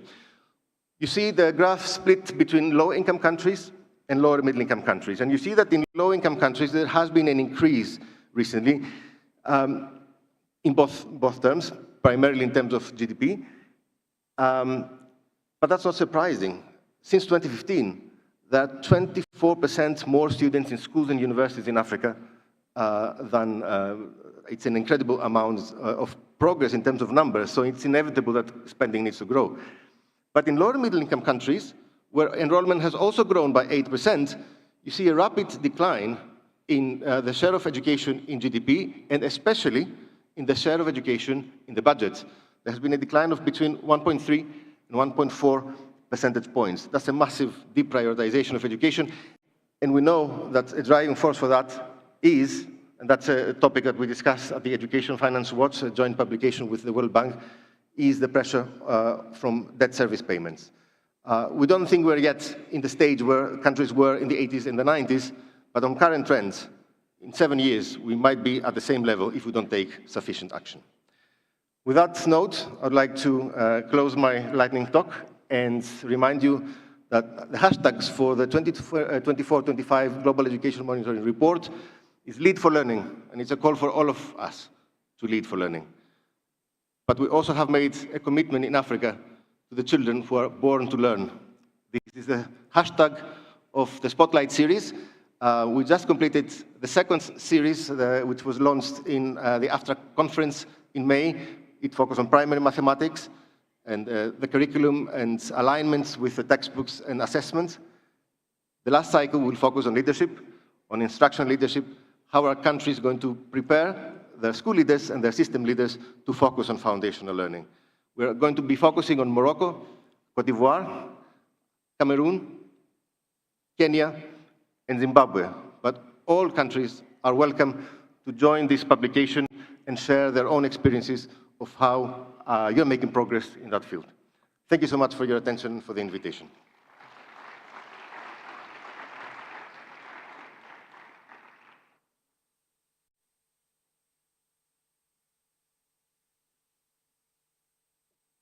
Thank you. Thank you so much, Manos. That was such a detailed presentation. We do appreciate you.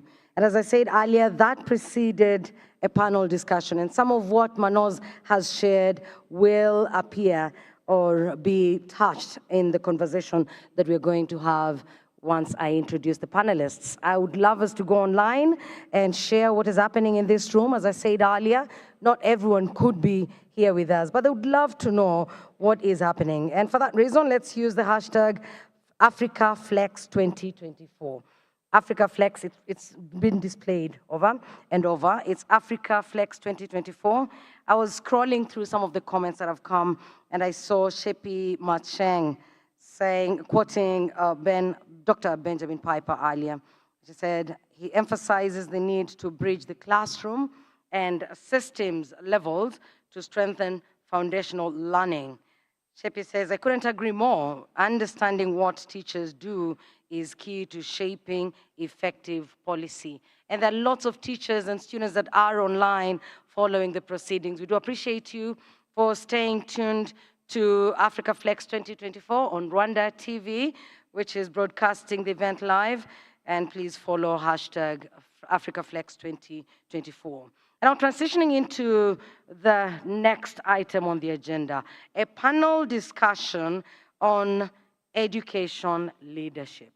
And the title of this panel discussion is Scaling Foundational Learning, What It Takes and What Works to End the Learning Crisis in Africa. Once the conversation starts, please take notes because I'm sure you'll be given time to ask questions and comments as well. And to take us through this discussion, I would love you to join me in welcoming forward Director, Education and Adolescent Development at UNICEF, Pia Brito.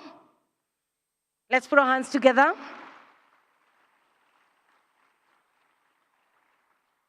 And joining Pia on stage is the Executive Secretary of ADEA, that's Association for the Development of Education in Africa, Albert Sengiuva. Let's appreciate them as they come on stage. Those will be our moderators for the conversation on scaling foundational learning.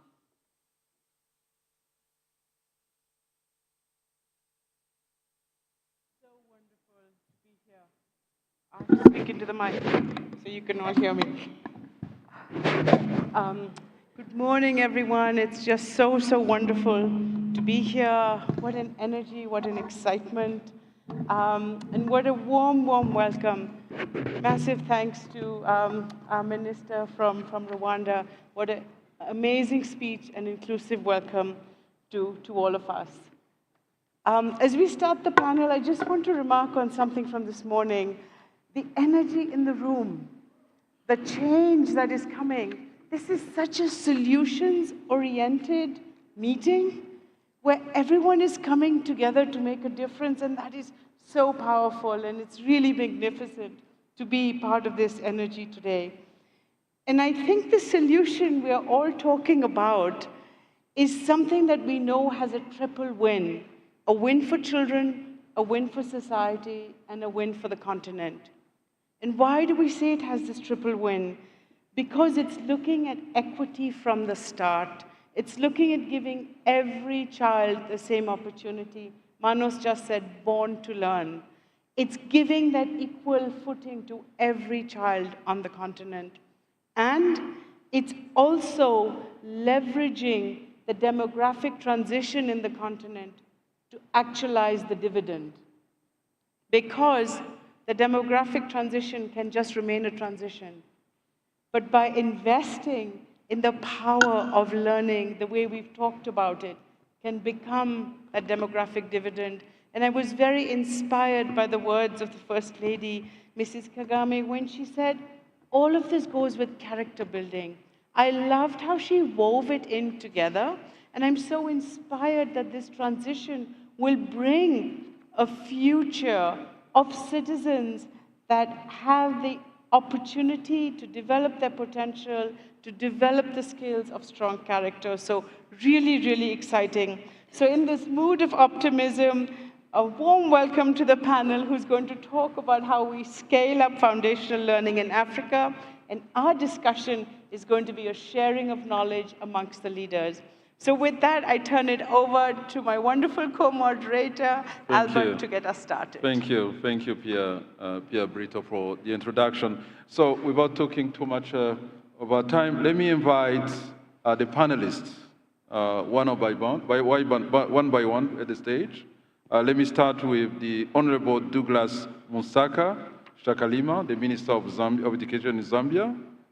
Honorable Minister.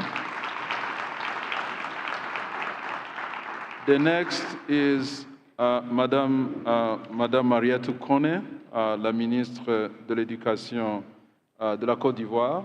Madame la ministre, vous pouvez vous joindre ici. Honorable Madalitso Wirima Kambaua, Minister of Education, Malawi.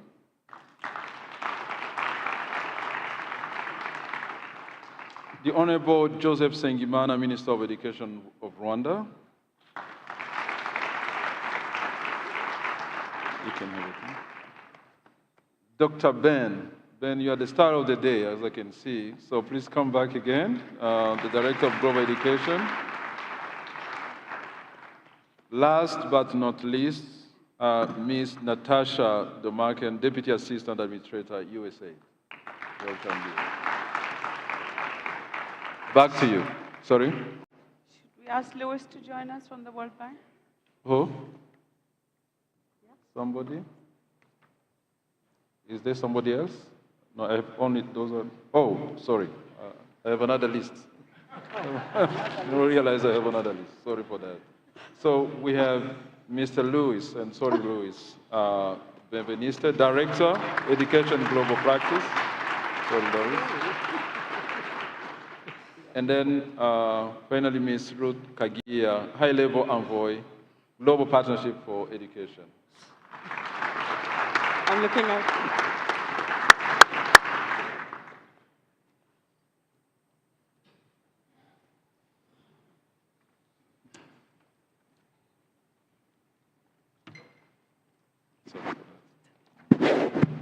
Great. All right, so we are within the galaxy of stars here, and we have a good time to discuss. So we'll go through rounds of questions and maybe ask different members of the panel to respond to them. So maybe I get started with the first round of questions. And this one is really looking at scaling programs. That's part of our title. We want to go to scale. So to talk about scaling, for this question, I would very much request the Honorable Minister of Education from Zambia, Cote d'Ivoire, Rwanda, and Malawi.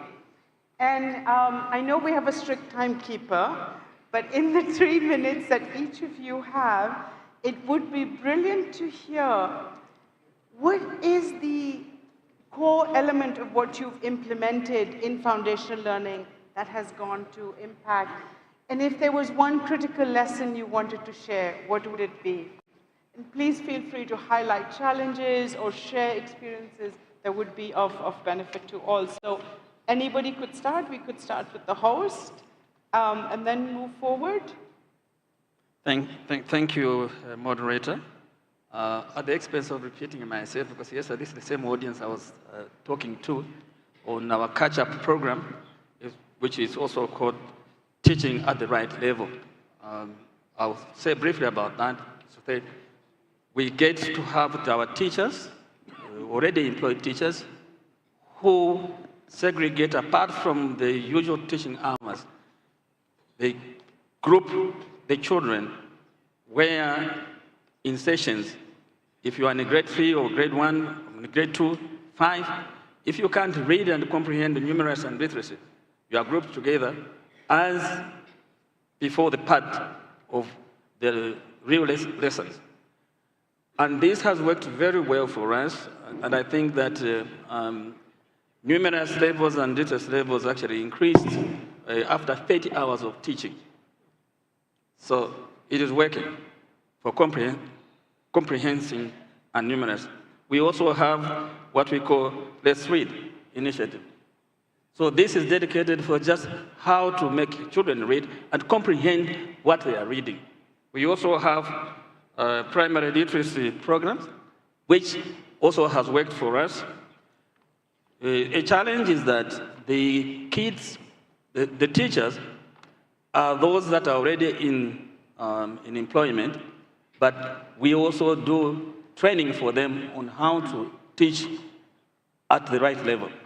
And so now we are scaling it to go and deal with the colleges themselves so that the methodology is used so that a teacher right from college is able to teach at the right level, to know the methodology. And that was just our challenge. But I think we are now scaling it out.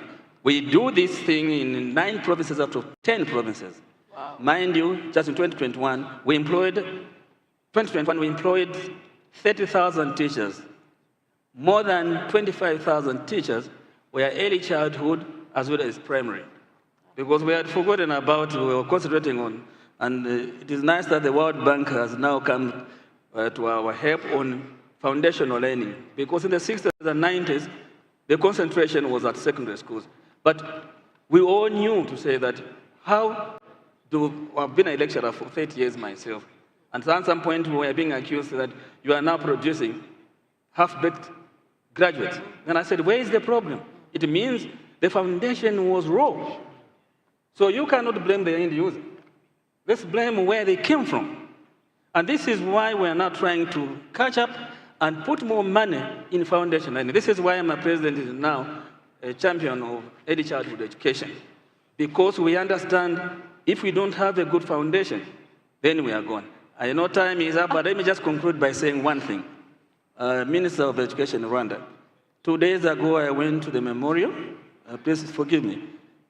And then I've been here to the memorial, genocide memorial. I've been there several times, but this time around I listened to a video. And at the end, it said this, and I'm going to coin this, using now our Africa Learning Exchange. It stated as follows: if you cultivate hatred, hatred will grow. If you cultivate love, love will grow. What lessons did I learn out of this? If you cultivate foundational learning, upper learning will grow. That is primary will grow, secondary will grow, college will grow, TVET will grow, university will grow. This is my take out of a sad thing that happened 30 years ago. Thank you. Thank you. Wow. Thank you so much. Thank you. Maybe then we turn to Minister Kone from Côte d'Ivoire. Merci. Allô? Voilà. Merci beaucoup. Pour la Côte d'Ivoire, je voudrais dire que suite à la crise des apprentissages que notre pays a connu, on l'a su, ça a été mis en exergue par le PASEC en 2019. Nous avons expérimenté plusieurs approches afin d'y remédier. Et parmi les approches, il y avait le programme d'enseignement ciblé, il y a eu le programme d'amélioration des services éducatifs, etc. Et l'évaluation de ces différents projets nous a permis d'obtenir des résultats probants, dont premièrement l'amélioration de l'accès au préscolaire et au primaire, deuxièmement l'amélioration des acquis des apprenants et des enseignants, et l'amélioration des pratiques pédagogiques des enseignants. Nous avons fusionné tout cela en un seul programme pour en faire un programme national d'amélioration des premiers apprentissages scolaires, en abrégé PENAPAS. C'est une importante réforme qui vise à renforcer les compétences en lecture, en écriture, en mathématiques dès les premières années du primaire. Et notre objectif, comme je l'ai dit tout à l'heure, c'était d'unifier ces pratiques efficaces dans un seul programme à déployer sur l'ensemble du territoire. Alors le PENAPAS, qu'est-ce que c'est? C'est un programme qui s'articule autour de 4 grands piliers. Le premier, c'est la mise à disposition de supports pédagogiques adaptés. Le deuxième, c'est la formation inclusive des enseignants. Le troisième, c'est le suivi de proximité. Et le quatrième, c'est la gouvernance participative. Le PENAPAS en Côte d'Ivoire cible 2 objectifs: la préparation des enfants du préscolaire et du CP1 et le renforcement des compétences de base en lecture et en mathématiques pour les élèves du CP, du CE et du CM. Nous avons, à l'issue de cela, adopté une stratégie nationale d'amélioration des premiers apprentissages. C'est en 2020, pour la rentrée 2024-2025 que nous avons commencé, et les principaux défis pour nous demeurent d'obtenir l'engagement des partenaires vers un programme unique, d'assurer le financement nécessaire. En 2024, par exemple, nous avons formé 37 000 enseignants et près de distribuer gratuitement, parce qu'on parle de support pédagogique, distribuer gratuitement 10 308 372 manuels aux élèves et enseignants du préscolaire et du CP. Pour nous, c'est vraiment très important, et cela grâce à la Banque mondiale. Et pour s'assurer du progrès, nous avons un dispositif de suivi et évaluation qui est mis en place, qui comprend des plateformes collaboratives de suivi et de reporting, qui comprend des évaluations des acquis des élèves et des pratiques pédagogiques des enseignants, et qui comprend également des études spécifiques, et enfin la participation aux évaluations internationales. Comme principale leçon rapidement que je peux citer, il faut une vision claire, un engagement précis du gouvernement à tous les niveaux. Il faut également un alignement des parties prenantes, l'adhésion et l'implication de tous les acteurs, des syndicats, des partenaires techniques et financiers, définir des priorités, je crois que ce matin Benjamin en parlait, définir des priorités, des approches pédagogiques bien choisies de manière transparente. Pour nous, cela facilite l'appropriation par toutes les parties prenantes. Il faut un financement adéquat et durable qui soit basé sur des mécanismes innovants, et en la matière, nous avons expérimenté 4 mécanismes dont je parlerai peut-être plus tard. Et il faut également un système de suivi, évaluation qui soit robuste pour accompagner la mise en œuvre, pour ajuster le programme et pour mesurer le progrès. Merci. Merci. Thank you so much, Minister Kone. Thank you. Thank you very much. Very, very valuable experiences shared here. May I call on His Excellency Minister Sengimana from Rwanda, please, to share your reflections. Thank you very much. I think my colleagues have captured quite well some of the challenges and how they tackle those challenges. I think for us, we wanted to first identify what was the challenge in the first place. We have come to realize how important it is to focus on foundational learning, because as the Honorable Minister from Zambia said, if you take care of this, everything else follows. And so one of the things we realized that we had far too many kids in the classroom for there to actually learn. And so we embarked on a program to build enough classroom to reduce the size of the classroom.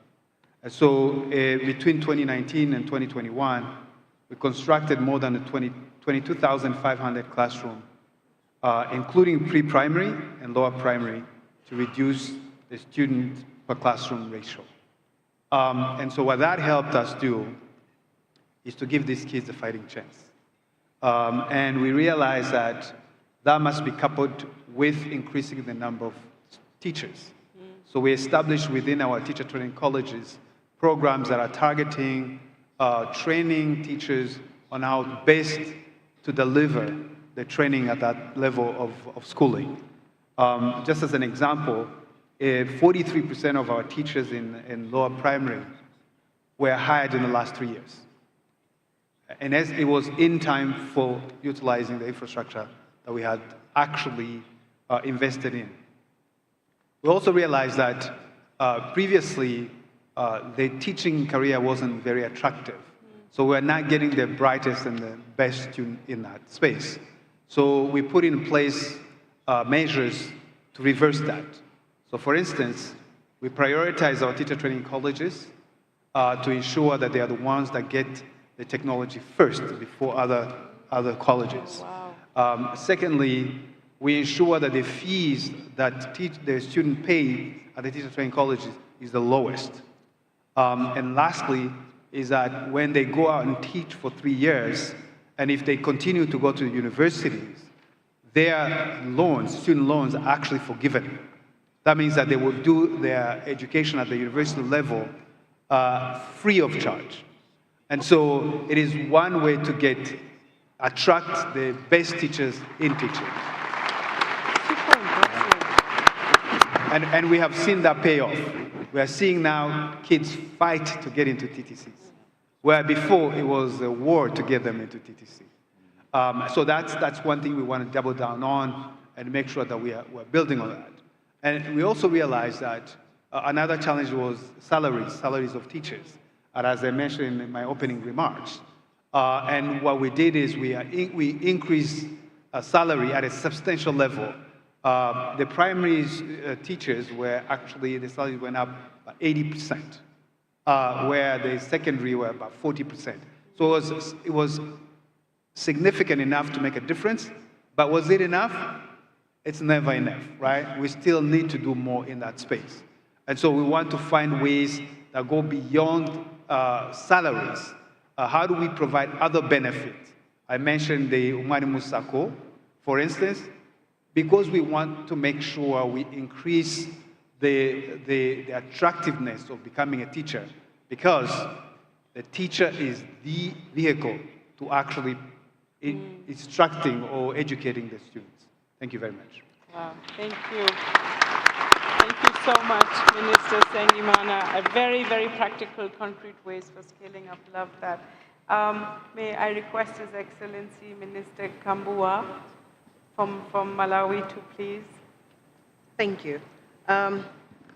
Understanding the importance of a strong foundation in the basic education in Malawi, our vision is very straightforward but ambitious: to equip every child with foundational skills necessary for success, which will in turn drive both our nation's and Africa's prosperity. First and foremost, we decided that we should all be aligned and rally behind a common strategic goal to transform foundational learning. In this regard, what we've done is, one, we've set up the National Foundational Learning Steering Committee, which is now part of the official education sector governance structure. Development partners, industry, civil society, and departments are all represented and expected to actively contribute.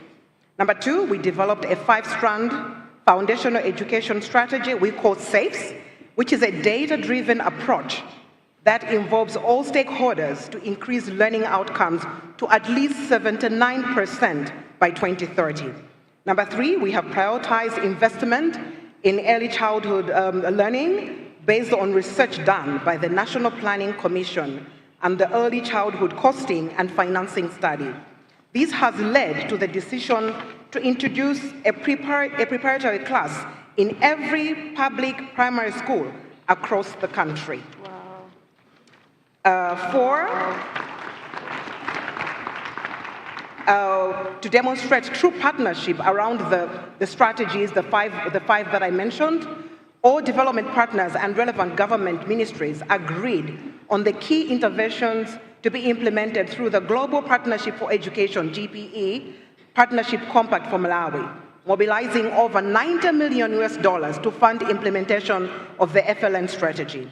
Ladies and gentlemen, as we speak, we have major complementary foundational learning programs going on in Malawi with support from our development partners, including the following: to review of the national curriculum. We are developing a curriculum for the preparatory class in primary schools with support from UNICEF. We have launched the new national mathematics curriculum. We continue to expand the national reading program through the Next Gen initiative with support from USAID. We are refining our national assessment framework to ensure better alignment and accountability under the leadership of the Ministry of Education. My ministry is also expanding school infrastructure using a cost-effective model, like we learned in yesterday's session, that will see almost 11,000 classrooms constructed by the end of next year, 2025, with support from the World Bank. As we continue to deal with high class sizes and high learning poverty, we are scaling up evidence-based tablet-enabled learning through the Building Education Foundations through Innovation and Technology BEFIT program, which is funded by Imagine Worldwide, JBJ Foundation, and the Global Partnership for Education to accelerate attainment of learning outcomes in grades 1 to 4. The goal is to cover all the primary schools, engaging over 3.8 million learners by the year 2029. Recognizing the importance of the teacher, most foundational learning programs include teacher training and development and welfare improvement component. Excellencies, ladies and gentlemen, I'm glad to report that in a bid to further catalyze data-driven systems transformation, we have an effective education management system which produces timely education statistics reports. The 2023-2024 report was released recently, which informed our annual joint sector review meeting, which we held, and we just finished having it last week. These initiatives will be sustained by the continued commitment by the government to allocate the lion's share of the national budget to education. Thank you very much. Thank you, Minister Kambua, so much. This was such an amazing panel. We heard such fabulous numbers on scaling. We heard Zambia, 9 out of 10 provinces, Cote d'Ivoire, 10 million manuals, Rwanda, 23,000+ classrooms. Malawi, over 90 million in foundational learning. Any metric you want of scaling was mentioned today. And I love the common thread for scaling up was the investment in teachers. Really, really hopeful lessons and practical and useful. So before I turn it over to you, Albert, I think we have a song in the making, Minister from Zambia. If you invest in children's learning, I think if we get the drum beat, we have a song in the making here. Over to you, Albert. Indeed, thank you, thank you. What we are picking from this, the interventions from ministers, is the importance of partnership. Because government alone cannot do much. We definitely need to continue mobilizing partners.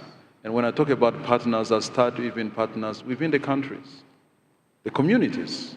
You know, the Minister of Rwanda was talking about the huge number of school classrooms that were built. That would have never been possible without the community's involvement and engagement. Of course, there are regional and international partners. And this is why my question is going to, again, the Minister of Rwanda, to Dr. Benjamin, and to Ms. Natasha. And the question is basically, partnership between governments and donors are increasingly essential. Yet sustainability remains challenging. What specific steps do you think are needed to institutionalize foundational learning programs?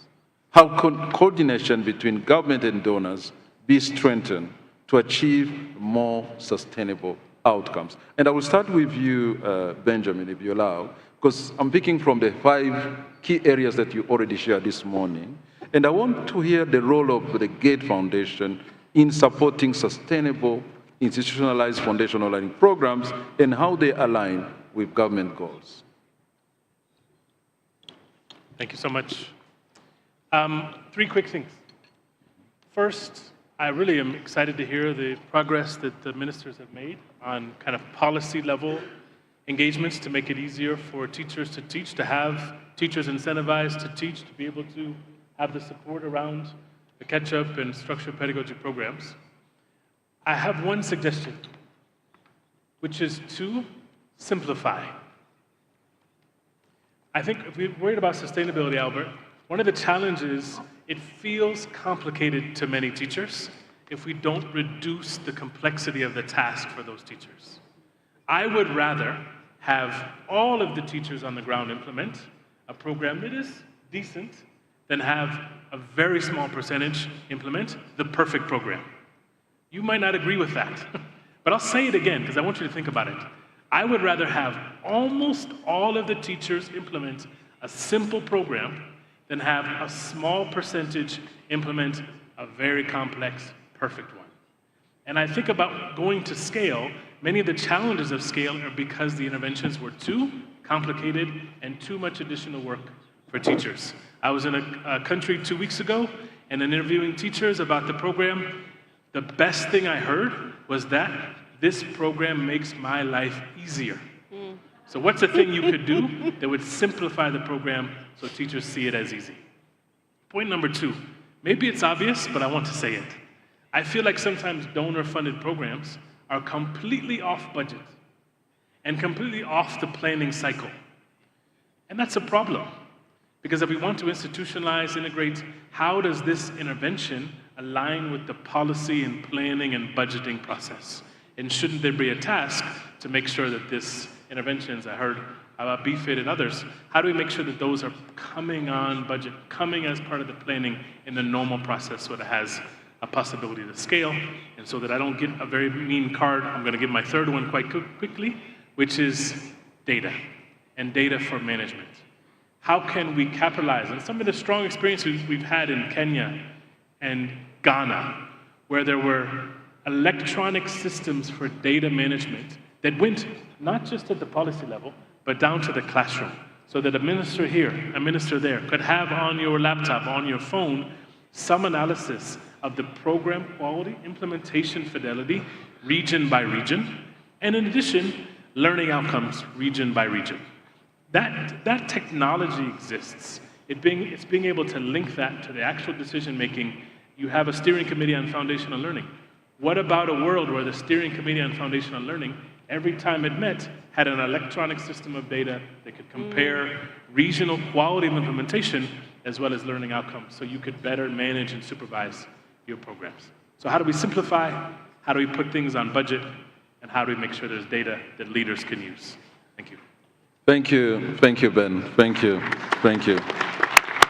Now, let me go to Ms. DeMarcan. How does USAID encourage long-term collaboration models and their success in institutionalizing education initiatives? The floor is yours. Thank you very much. Can I check that folks can hear me? Okay, thank you. And thank you for the question. I think USAID has, as folks know, a very long history of working together with governments to support foundational learning. It was a little over a decade ago that USAID made a strategic decision to focus our investments on foundational learning and specifically on literacy. And so we've had the benefit now of looking at those investments and what they have been able to achieve over time. For us, when we made that commitment, it was immediately a commitment to both impact and scale. I think many folks have been on the same journey that we've been on in committing to measuring learning outcomes, to impact, and also to doing that for all children across many different countries. We've been very proud over the last 10 years to work in over 50 countries to support foundational learning. So we've learned a lot along the way, including about how to institutionalize, what's important to institutionalize, and also how to achieve impact. On the institutionalizing, I want to go back to something that Dr. Piper said earlier, where he said that many of our approaches either focus on systems or on classrooms. I think that it's very important to note that if we're looking at institutionalization and if we're looking at systems, if we're looking at scaling, then the systems themselves have to be a priority. And so investment in those systems, whether that's at the policy level, whether that's at the curriculum level, whether that's developing high-quality materials, supporting teachers, providing all that wraparound support to teachers that's essential to help them to succeed in the classrooms, that investment remains critical. And it remains critical, of course, not only for our government leadership, but also for all partners who are working to support them. So that is number one on our side. We have learned along the way that we need to take a long time frame when we're looking at when we're looking at institutionalization or at scaling.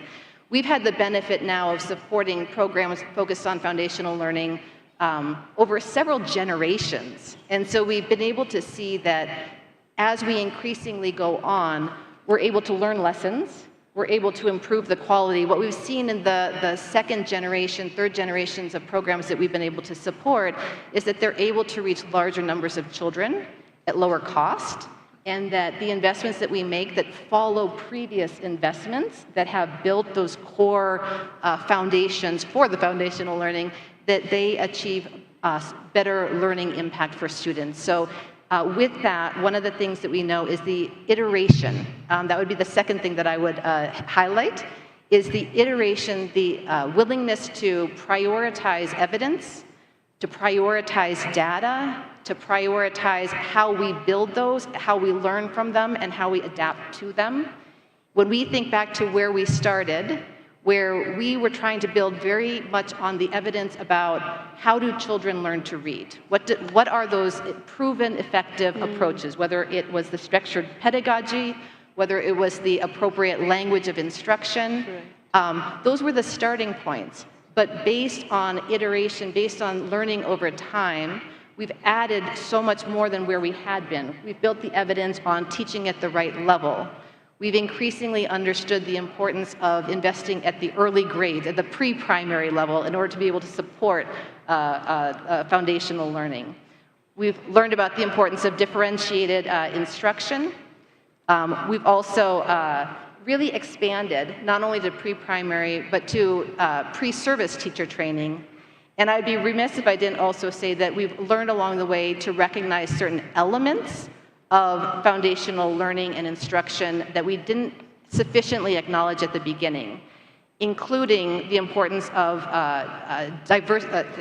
disability-inclusive approaches, and also the importance of those essential skills that the First Lady mentioned this morning. So with that, the last thing I would just say is, commitment, commitment, commitment. We recognize the incredible commitment that is represented here in this room, and sustaining and achieving scaling, all of those depend on commitment. We've come 10 years. We need to really be looking at sustaining everything that it takes to sustain that commitment for the next 10. Thank you. Thank you, Mr. Natasha. So back to you, Minister Joseph. We heard from Dr. Ben. I think there were 3 important points that Ben brought up. The issue of simplification, the issue of alignment, and of course, the emerging issue of data. So, and again, from Natasha from USA, I think the point I'm getting is really the issue of evidence-based, to inform whatever decision, including investment. And I recall a couple of years ago, GPE has really promoted this idea of stimulating investment in education and foundational learning, and making sure that country take lead. Donors bring support. Donors will never replace governments. Government will still be leading, being a foundational learning in any other area. So I'm coming back to you now to try and understand how the government's approach to integrate donor-supported program into the national education framework. Thank you very much for that question. I think the explanation you just gave is actually part of the answer that I would give to your question. The fact of the matter is that we need to look at partnership as an opportunity to collaborate, not as an opportunity to outsource our leadership responsibilities. The task of educating our children, thank you. The task and the responsibility of educating our children lies with us, the government. What the donors do is to support and partner with us in enabling us to accomplish that is our responsibility. And I think in a lot of time when we do not live up to that premise, we run into issues because the donors' priorities might not necessarily match your priorities. So it's imperative that when we engage our donors, we also facilitate that task by indicating where is our effort, what is the responsibility, what is the priority that we're trying to accomplish, and therefore they can map how they intervene to support the work that we're doing. So I think that's one thing that I would just point out right off. So I think that with that, we would have more effective partnership and we would actually increase the impact. The second thing I'll point out is that we need to be creative on how we actually invest in our education. The days of saying that the World Bank is going to come and build your schools and give you teachers and you're just going to harvest the reward, they're all gone. They're long gone. You have to partner with the World Bank and you have to work with them.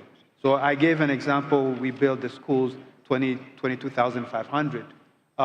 It was a partnership with the World Bank, but the government was responsible for 50% of those schools. And within that 50% of the schools, the communities actually participate in the construction of those schools. They donate their labor, so they had a stake in it. I think this is what I mean by being creative on how we invest and how we fund our education. And I think this is the kind of thinking that I think we need to start applying and implementing if we are going to be able to deliver on our commitment. Thank you. Thank you. Thank you. Thank you so much. Thank you so much. Again, Ben, Dr. Ben, I'm happy to hear then the issue of prioritization coming up again, which I think is so important. Partnership cannot sustain without prioritization. I think that's what, and the prioritization comes from, of course, the government. I also reflect, Minister, the issue of homegrown solutions. Was this community's engagement about the homegrown solution, which I think are equally important. Back to you, Pia. Thanks, Thank you. Albert, so much. And really, what a fabulous panel. Aren't we having fun? I'm just loving hearing all these amazing, amazing answers. Yes. Thanks so much. So we're going to move into the question of data-driven accountability. And our opening call this morning from the President of Zambia was looking at robust accountability mechanisms. So let's unpack that a bit. And to do that, our panelists for this is dear friend Luis from the World Bank, Ruth is here from GPE, and Our Excellency, the Minister of Education from Malawi. So the question we want to address here is that it's about data and the role it plays in tracking learning outcomes, but also for ensuring accountability. So how can countries enhance data use to make evidence-based decisions so that we really improve outcomes, and how can development partners support this? So maybe we start with you, Luis, and if you can speak a bit about the World Bank support, give some examples on what you've done in this. Great, thank you. We started the session today with a great presentation from Manos in which he presented all kinds of data. And I think that puts into evidence sort of the power that data has. You know, data is knowledge. And data is what allows us to understand, where we are, to make sense of where the roadblocks are, where we're going, what kind of progress we're making. And ultimately, it's an important tool to hold ourselves accountable for, how far we've gone and what we've achieved. And so in that sense, data is a true, sort of a channel for power for decision making. The World Bank is well known for being a financier, but we take great pride of being a knowledge bank. And in that sense, again, it's data that drives knowledge. It is data that allows, what we're all here today to do a learning exchange. It allows us to identify what are the lessons learned, what is that we can do better, and how we can actually sort of up our game. And so, the World Bank has just launched this past year sort of a knowledge compact to try to again sort of enhance our data systems to make data much more available, much more usable, to invest significantly sort of in visualizations of data, so ultimately sort of to realize the power that data has. And in the I think that sort of another important piece on data and the power of data relates to sort of perhaps what Ben was talking about earlier. And sort of how do we ensure that alignment between what's happening in the classroom and what happens sort of the types of supports that systems can provide. So again, data is the glue that links us both together.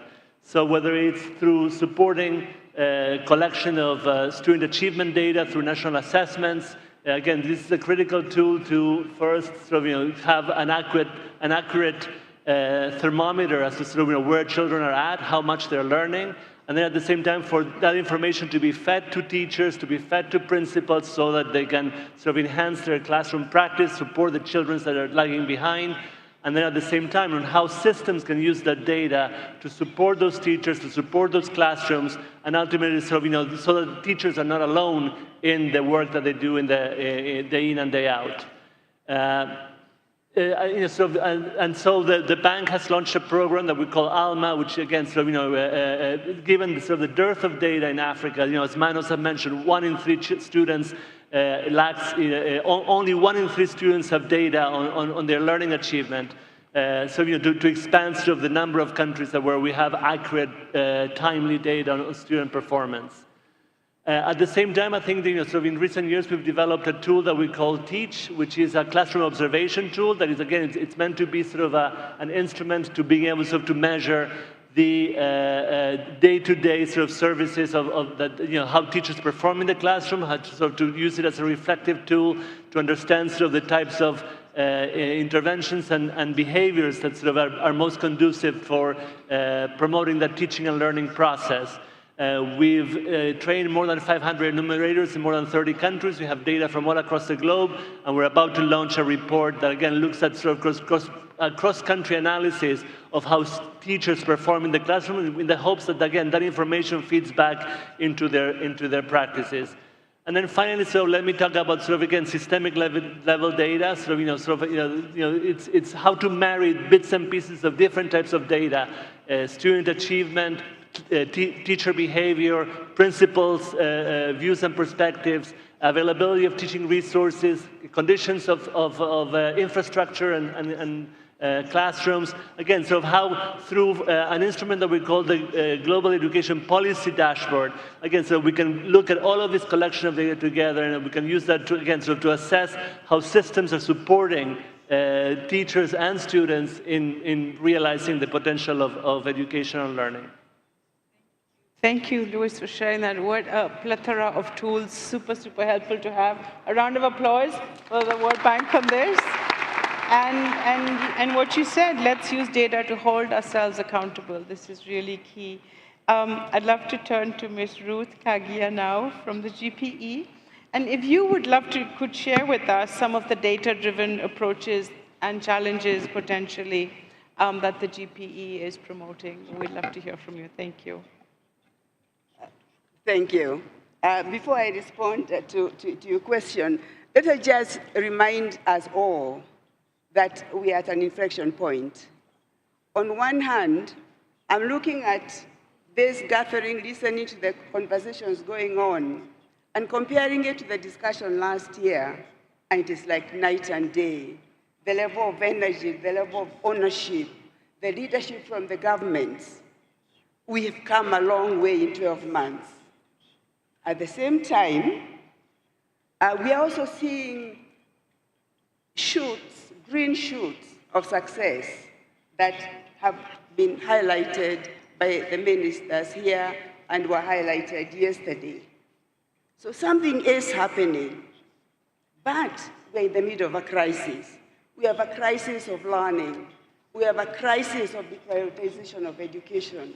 We have a crisis of regression in terms of children getting into school. How are we preparing the 1 in 4 Africans that are, the 1 in 4 people in the world that are going to be African by 2050? How are we going to make sure that 1/3 of the global workforce that will be African by 2050 has the skills, the expertise, the resilience to lead the world? We cannot do it with the data that Mano demonstrated. So even as we look at what is working, and a lot is working, we need to say, how do we create a tide that lifts all boats? How do we make sure that if the catch-up program is working, and it is working, it is not an isolated example from Zambia. It is a systemic program that African educators are implementing. And we look at these examples not as interesting examples, but opportunities to transform our education systems. Partners are doing very good work. GP is doing fantastic work, if I may say so myself. But what GP is doing is not enough, but it can go a long way if they team up with Gates Foundation, with the World Bank, with all the other partners that are in this room. One group of partners that is not here, and Albert has alluded to it indirectly in his intervention, are local CSOs, local researchers, local think tanks. As far back as 2013, Twaweza, which is a CSO that covers the 3 East African countries, Kenya, Uganda, and Tanzania, was the first to raise the alarm. They wrote a report in 2013, Our Children Learning. Had we been listening more carefully as partners, we would have picked up on that in 2013 and would have made greater progress since then. That's one example. Another example, we've got partners on the ground that are doing citizen assessments. I think the Nigerian counterpart is in this room. We need to use those as peer points to signal where the problems are, and then come in as partners and scale those up. So, GP is doing, this year, GP is supporting 65 countries on learning assessments, from conducting national assessments to looking at classroom, what's happening in the classrooms, like in Zanzibar. So a lot is happening there. And countries are responding. When Lesotho looked at the results of their learning assessment and they realized that more than half of their children were not learning, they have now started introducing a structured pedagogy. They have started using teaching at the right level. So something has happened. There is a response there. The question is, how do we build on these successes into a systemic regional movement, a systemic galvanization of political momentum supported by these ministers, supported by the partners, that gets us back, in a sense, to where we were in 2000, in the Dakar 2000, when we started Education for All. I thank you. Thank you so much. And I really loved your metaphor today, where you said that between the previous conference to now, it's night and day, but no day is without its challenges. So thank you, that was very wise and wonderful to share. Maybe we turn now to Her Excellency, the Minister of Education from Malawi. Minister Kambuwa, it would be great to hear about the country's efforts to institutionalize data, and maybe if you could share some challenges you faced along the way. Thank you, moderator. I'm not too sure I got your question right, as there's a lot of echoing on this side. The way I captured the question initially was maybe just, how did I get, how do we use data for accountability? Is that right? Yes. Okay, so just not to overbeat the drum, to do an overkill. We all understand the need for evidence, the need for data, the power that is in the data. The data is so powerful that when we analyze it properly and we get the story that it's telling us, it guides us accordingly. And I'll just use examples. I'll use examples from my own country. We use data that stems up from the teacher, from EMIS, or the teacher management information system, for example, for teacher deployment, because we want to make sure that we are placing our teachers where they're needed.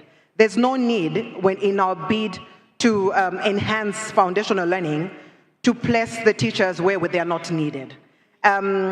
We also, in the construction that I mentioned of the 11,000 classrooms that we have done in conjunction with World Bank as government of Malawi, we have also used data that we have to make sure, as I mentioned yesterday, that we actually provide the classrooms for decongestion where the need is. And speaking of teaching and learning materials, the story is the same. Madam Ruth just mentioned here that there was an issue of us having to measure if our children are actually learning, or they're just going to a school and coming back, if they're schooling or learning. And that outcome also came because there was data that actually backed up that study, the studies that were done, research. So we cannot overemphasize the need for data. And I'm glad to say that as I speak here, we are using data in Malawi, and it's helping us to actually it's actually helping us to align properly with the country agenda, the strategies and the ministry, and or just not to mistarget, maybe, if I can use that word. Thank you so much, moderator. Thank you so much. I just love the way you're using data for increasing efficiency, alignment, and decision-making. Very, very wonderful. Sorry for the echo. So before I hand it over to Albert, I think we got some really good lessons and takeaways on making data available, accessible, and finding linkages between what we do at different levels of the system. And I just want to talk us back to the video we saw in the morning, the FLAT, the tracker for foundational learning, and the aim of the FLAT is exactly that. So for foundational learning, we have a tracker that looks at all these levels and brings up the beautiful points raised here. So a nice circling around through the morning, and back to you, Albert. Thank you, thank you. Let me now come to the issue of integration of digital technology. And we had a great session yesterday where partners and countries were sharing examples of what they managed to achieve, and especially in foundational learning, relying on digital technology. So my question goes, therefore, to the Minister of Zambia, the Minister of Ivory Coast, and of course I will start with USAID as one of the partners.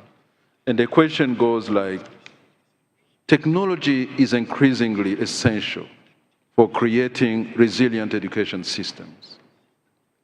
What specific area do you see as most promising for using technology to enhance foundational learning?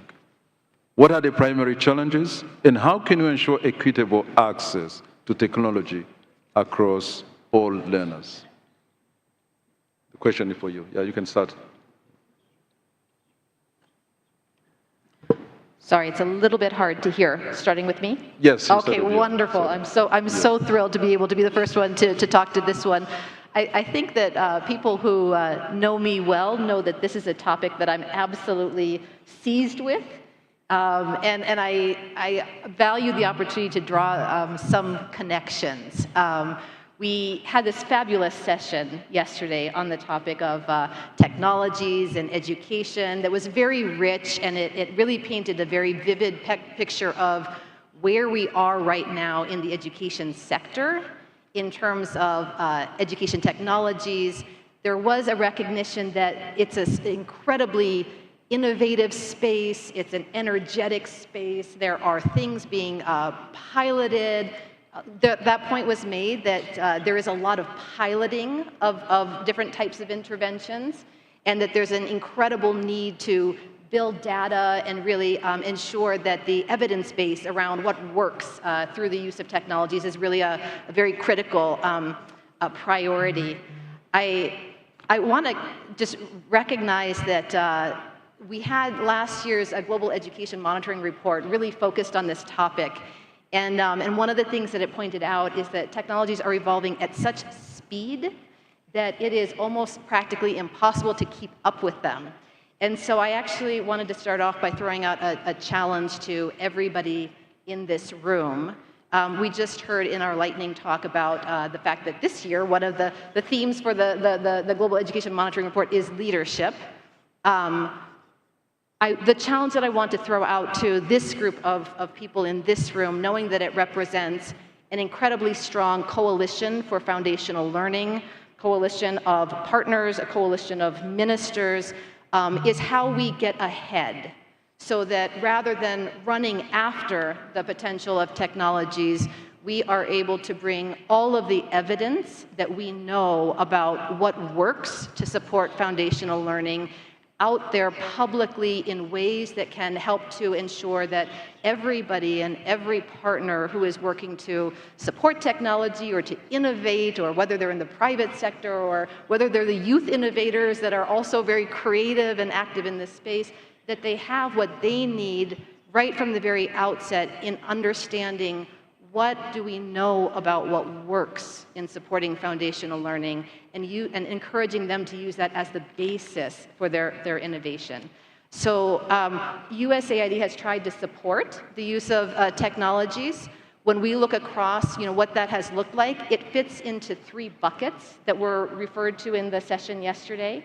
Kind of these 3 buckets that were laid out is that a lot of the piloting, a lot of the work that's being done is either to support systems, whether that's efficiencies or that's supporting data. The second bucket that was laid out is how to support teachers, and that there are a lot of technologies, a lot of different innovative approaches to use technology to support teachers. And then, of course, all the range of ways that technologies can support learning itself, and whether that's individualized learning or whether that is support to what happens in the classroom and how students can learn in the classroom.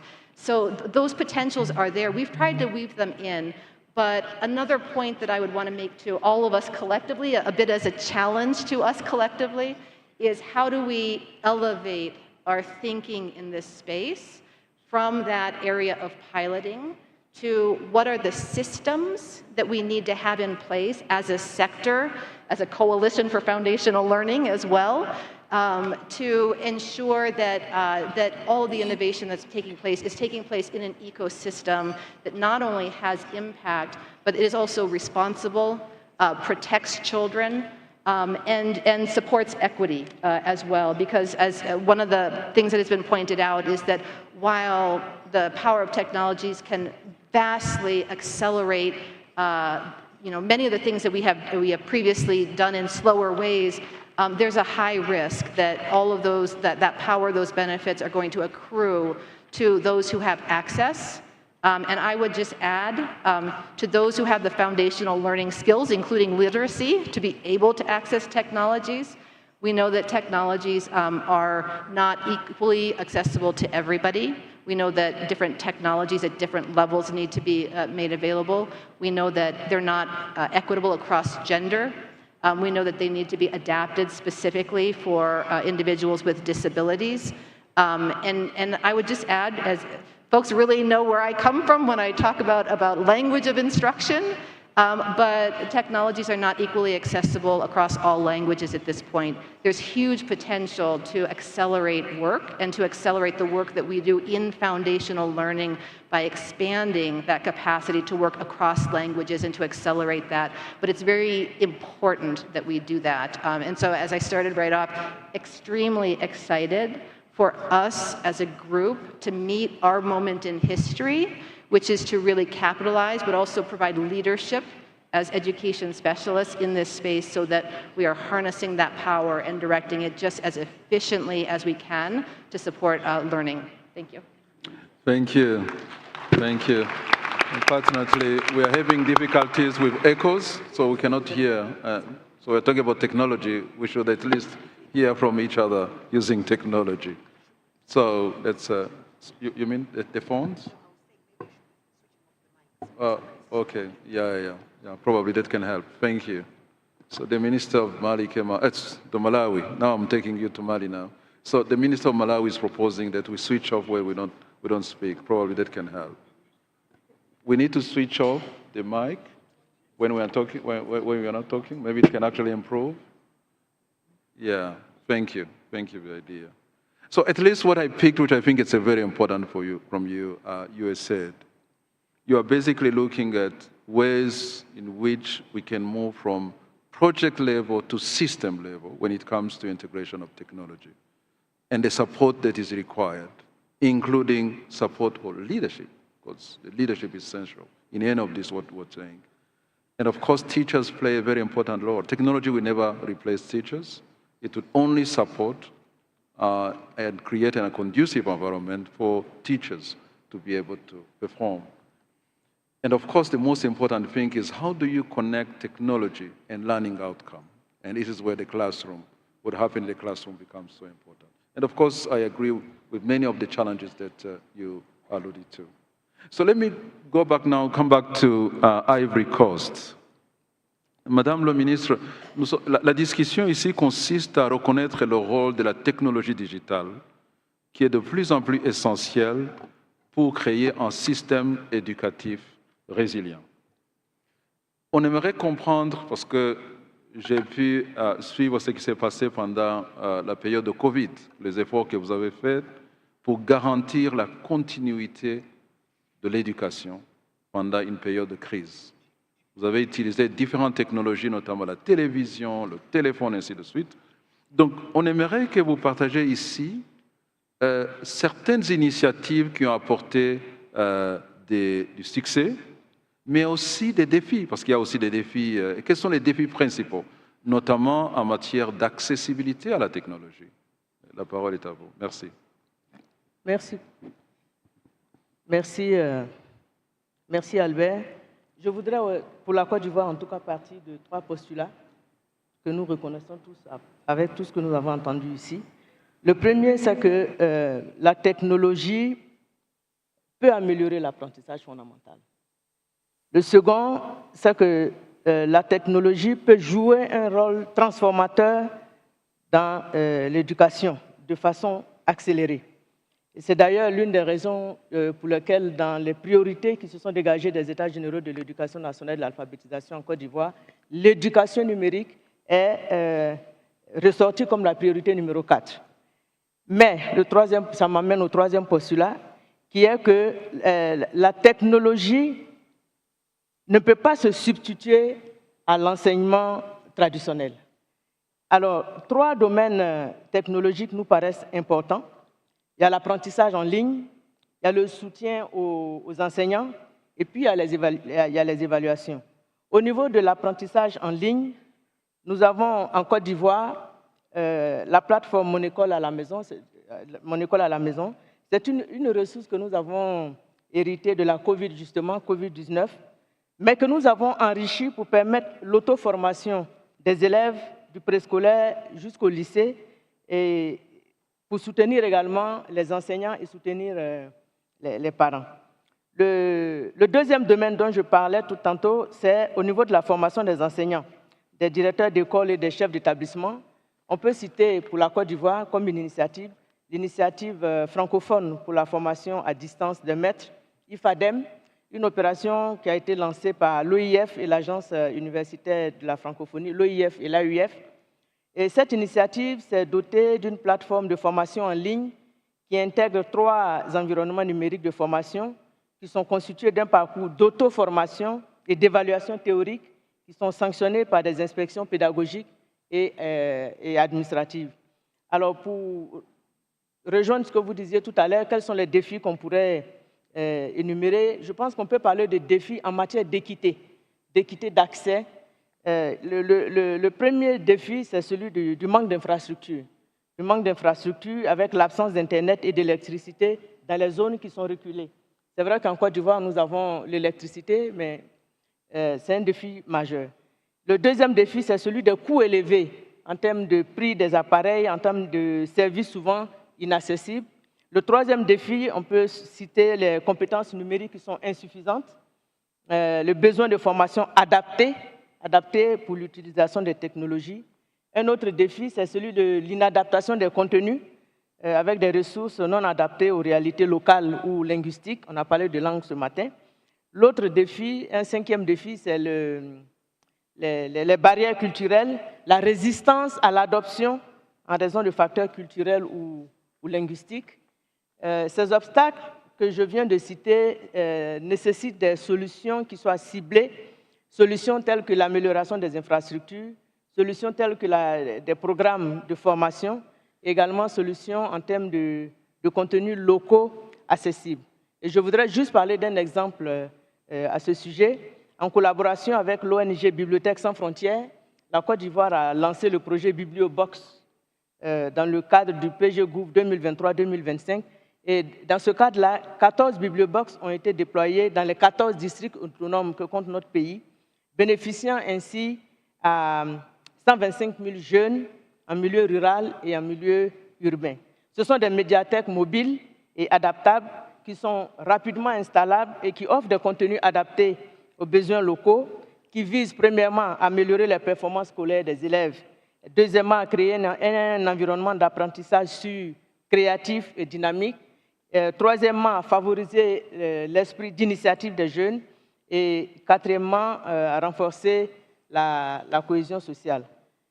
Je ne sais pas si je peux m'arrêter là, mais si j'ai le temps de continuer, je voulais dire que sur la question des partenariats en termes d'initiatives technologiques, nous avons tissé des partenariats avec des fournisseurs de technologies et je peux citer un exemple, c'est celui de Huawei, avec qui nous avons lancé en 2021 un projet d'éducation numérique qui a été implanté dans plusieurs écoles de la Côte d'Ivoire. Et les systèmes de vidéoprotection, vidéosurveillance, de Wi-Fi, de salles multimédia, de plateformes e-learning et de VDI qui sont déployés dans plus de 74 établissements de notre pays. Et notre objectif, nous venons de lancer officiellement la stratégie nationale de digitalisation 2024-2028. C'est une stratégie qui vise à transformer le système éducatif ivoirien par l'intégration de technologie numérique. Nous avons un besoin de 364 millions de dollars et c'est structuré autour de 3 piliers. Le premier, c'est l'accès équitable aux technologies avec le déploiement d'infrastructures de contenu adaptées. Le second, c'est la transformation organisationnelle avec la modernisation de notre système éducatif pour mieux intégrer le numérique. Et le troisième et dernier pilier, c'est le développement des compétences numériques à travers la formation des apprenants, des enseignants, des encadreurs, des administrateurs et également des parents d'élèves. Merci beaucoup. Merci, Madame le ministre, pour partager avec nous les grands défis. I'm explaining a bit, just a quick brief of what the minister was alluding to, as I request the Minister of Zambia to come in as well. So, Minister, the Côte d'Ivoire has shared some of the challenges that they are facing that may actually be common to many countries, including the issue of access, so infrastructure, connectivity, electricity, the issue of the developing local content that is aligned with the use of technology. There is the issue that I will actually describe as a resistance to change that we have seen in some of the countries, basically as they transit to digital technology. But interestingly, she also shares a strategy that they've come up with, which I found interesting because the strategy she's sharing is actually it's a comprehensive strategy that tackles both on the issue of infrastructure for education, but more importantly, is actually to look into the existing structure to see how best they can actually build it to become conducive for the integration of digital technology. And last but not least, professional development. We need our teachers, our educators, to move to this new digitalization world that is no longer an option.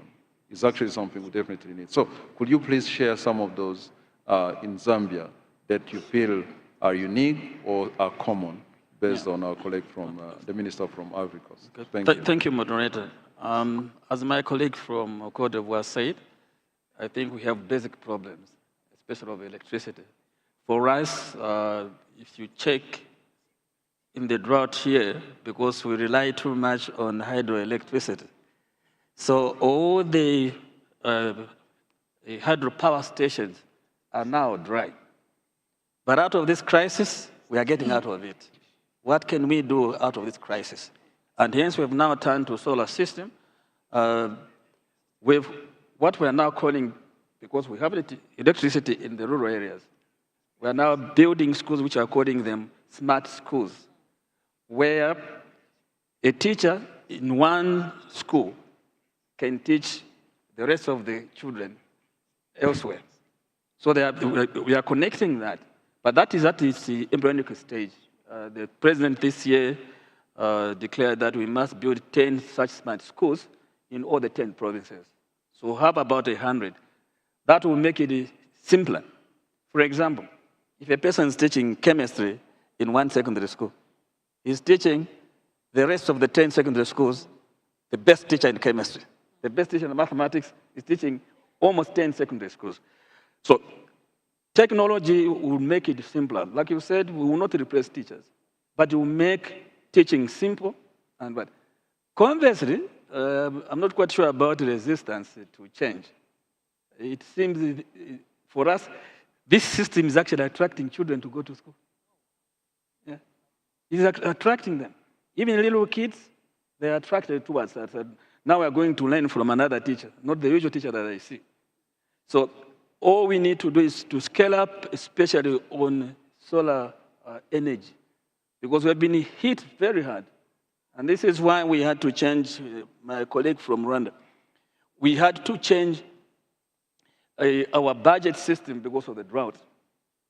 But even when we changed it, the president cut with the means of finance, they cut from every ministry those things which are not essential. But they never cut from the means of education. They actually put more money in the means of education. All right? Even in the school feeding program, cases of GP, but all of it went to the means of education. in times of a drought.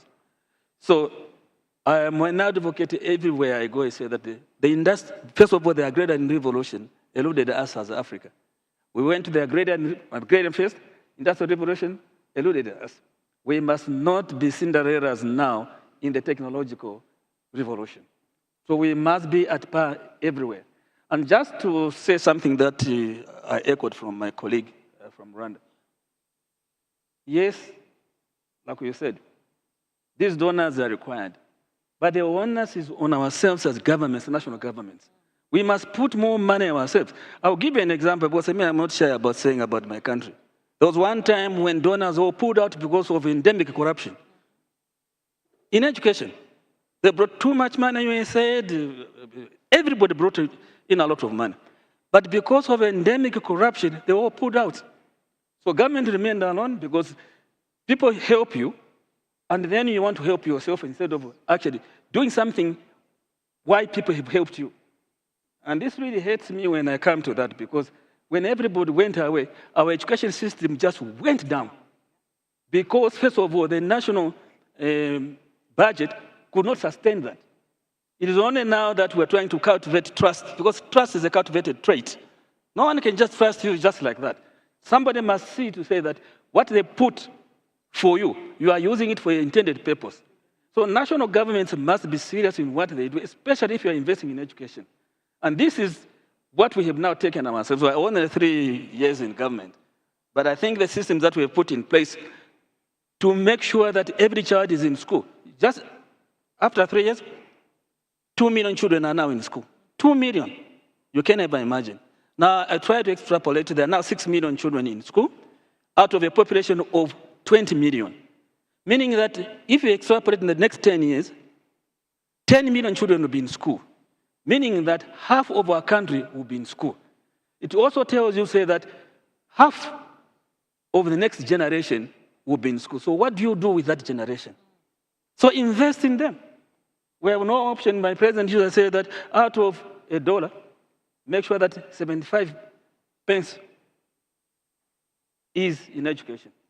And he has just blinded himself, said that I don't care about what you say. I will invest in the people that I say. I cannot invest in the mines, which I have not yet seen.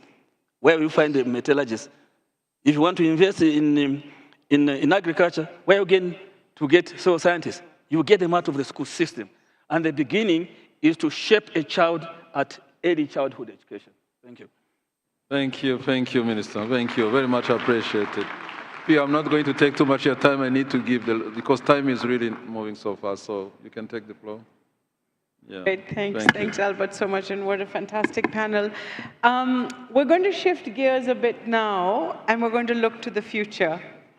And in looking to the future, we're going to ask each of our esteemed panelists to share with us one commitment that you would like to make, a concrete action that helps you balance equity with scale. So really looking at the challenges you foresee coming up, what is that one commitment that you would like to take forward? And each panelist has 2 minutes, and Sharik is holding up the sign, so we have to look at him to know when time's up. I don't have any particular order, so we can either start left to right or right to left. And if you could just say what is that one commitment you would like to make within foundational learning to balance equity and scale. Ruth, would you like to start, please?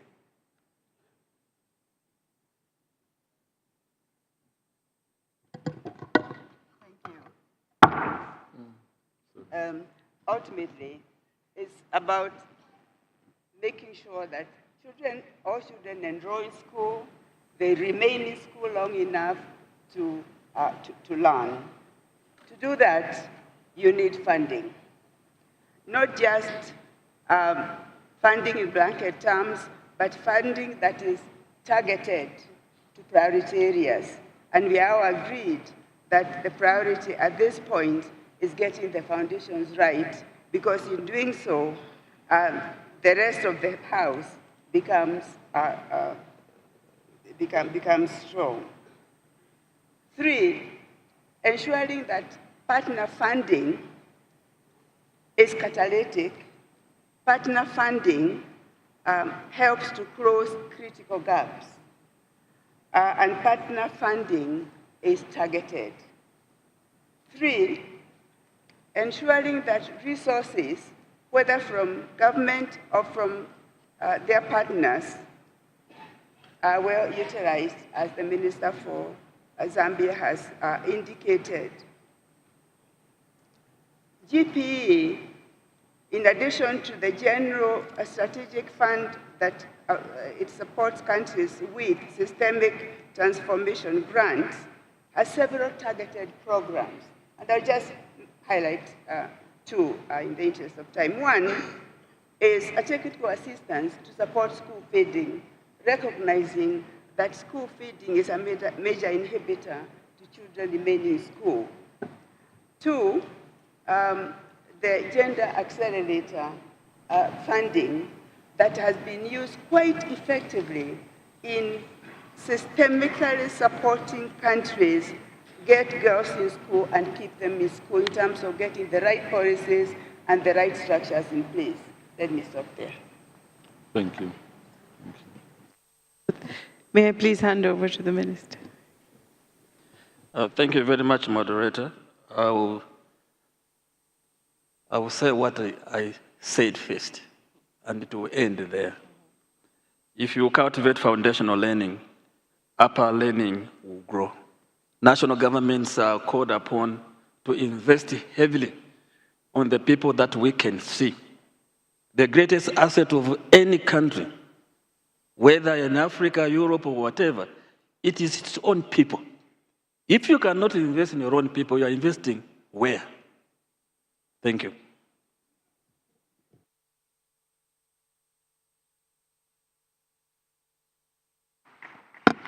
Thank you, Moderator. In Malawi, we already have, I think, the strategy in place. We made an assessment and we know what we should do in foundational learning. So I think we just need to rally behind that, give everything a boost. The issue of teacher deployment, increasing teachers in school, placing them where they're supposed to be. Other teachers are more talented to teach the young ones. So appropriate placing, making sure that we scale up the school feeding to reach 100% of the children and not the 30-something% that we have now. Make sure that the tablet-based learning system through BIFET, the one that already is showing that when kids learn using the tablets, their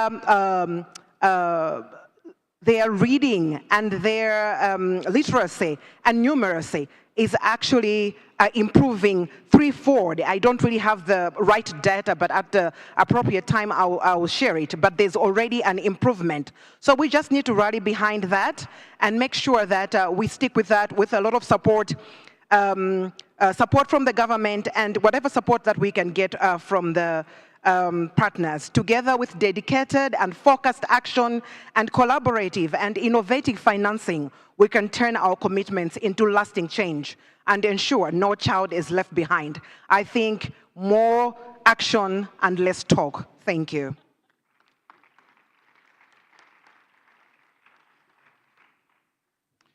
So I have a maybe provocative question. Going to Manos presented earlier the GMR results, that there are 18% of children who are out of school. Maybe the reason they're out of school is because school is not giving them the learning that they need. Maybe instead of trying to convince them through the imams, through some other meeting that you should send your children to school, maybe the schools that are around them should have better learning. Maybe they're being rational in their decisions. And so to the question of what's our commitment to this equity issue, along with all of you, the Gates Foundation is going to be committed to improving learning at large scale, not only for the children in school, but for the children who are out of school who might come back if school had better outcomes. So I guess our commitment, I'd say this, we're going to persist because this problem is not solved, but there are real solutions that could come up with. I think we're going to talk at some point in the future about some of the new areas that the foundation wants to invest in, but they're going to be around how do we help increase dramatically the impacts on learning outcomes, but learning outcomes will be where we stay. Thank you.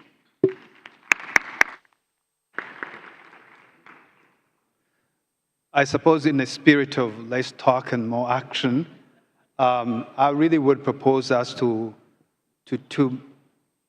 make a commitment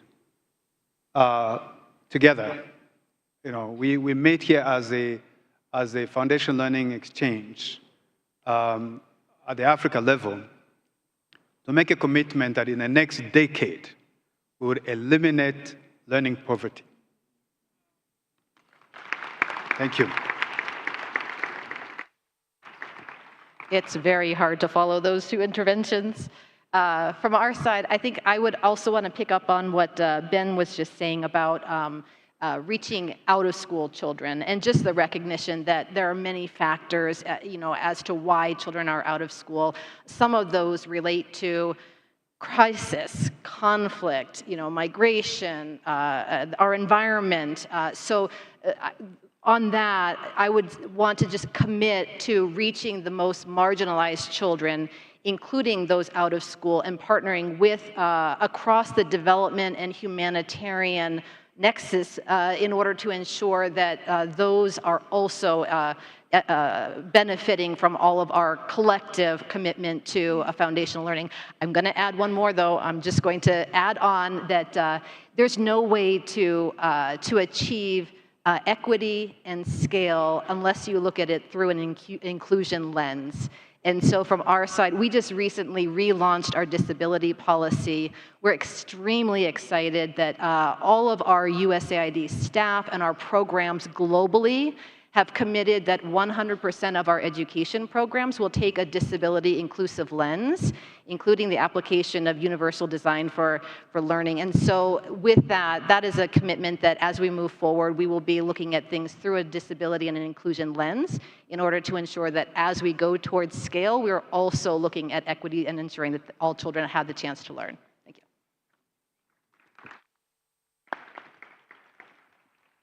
Merci. Merci. Pour la Côte d'Ivoire, moi je vois trois grands éléments. Le premier, c'est l'engagement fort. Le deuxième, c'est une stratégie pour l'éducation inclusive. Et puis troisièmement, ce sont des actions concrètes. Je vais m'expliquer. L'engagement fort, nous l'avons déjà avec la politique de scolarisation obligatoire qui exige que les enfants de 6 à 16 ans soient scolarisés pour un accès à une éducation de qualité. Nous avons l'engagement fort à travers le programme social du gouvernement qui essaye de réduire les inégalités d'accès à l'éducation en allégeant les charges des ménages. Alors la stratégie inclusive, c'est le développement d'une stratégie qui puisse mettre en œuvre des mesures alternatives telles que la prise en charge des enfants en situation de handicap, Madame en a parlé tout à l'heure, l'intégration des structures islamiques dans le système éducatif. Nous avons pu récupérer plus d'1 million d'enfants marginalisés de la sorte, la création de classes passerelles pour les enfants de 9 à 14 ans qui n'ont pas eu l'accès à l'éducation, et puis la prise en compte de la question du genre. Alors dans les actions concrètes, je vais plutôt dire que nous devons continuer. Continuer à distribuer gratuitement des kits, continuer à distribuer gratuitement des manuels comme nous le faisons déjà, continuer à développer et à implémenter la plateforme Mon école à la maison. Je vous ai dit que nous avons une stratégie de digitalisation. Continuer à améliorer l'alimentation scolaire en subventionnant les cantines scolaires. Continuer à faire le recrutement régionalisé des enseignants pour que chaque enseignant recruté reste dans la zone dans laquelle il a été recruté pour assurer la répartition équitable des enseignants dans les différentes régions du pays, rendre attrayante la carrière d'enseignant et puis continuer, poursuivre donc la recherche de financement innovant pour appuyer les efforts du gouvernement avec le secteur privé, enfin tout ce qu'on a dit ici tout à l'heure. Voici les 3 éléments pour moi. Merci.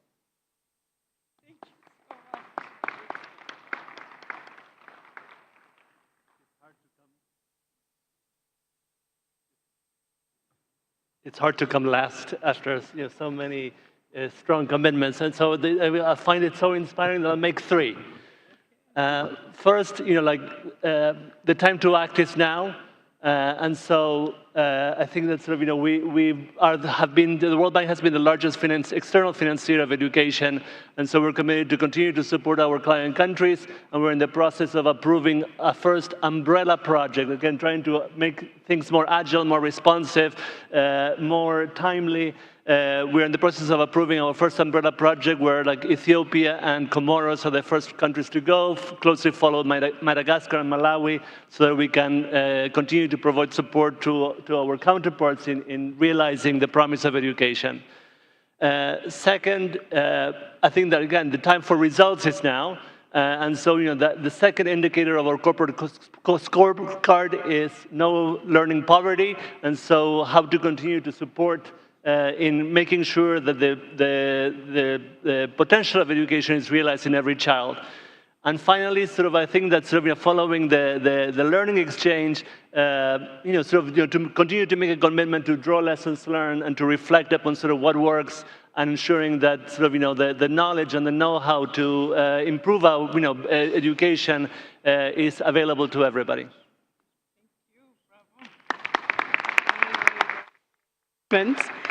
So what amazing leadership. So we're going to wrap up with this luminary panel here. I've been given the job of doing some takeaways. I captured 5, if you allow me to quickly go through them. It was such a phenomenal panel. The first one was going to scale, and we measure scale, whether it's provinces, geography, whether it's facilities, schools, whether it's instructional materials, whether it's dollars, any which way we measure it. The conduit, the accelerator are teachers. Data, critical for accountability, and within foundational learning, how do we take the mechanisms like the tracker that enable us to keep us honest? Partnerships are opportunities to collaborate and also for shared leadership to keep up with trends. Digital learning is the future, but it shouldn't create more divides, but actually build the bridge to the future. And finally, from this last panel, I tried to write down everything I heard. A sense of change and optimism for the future, the ownership with clear commitments for every boy and girl in an inclusive way to actualize their basic foundational skills based on the strategies, articulated policies, funding plans, so that we develop skills to the future with a vision to eliminate learning poverty. Bravo, a resounding applause for the panel. Bravo, bravo.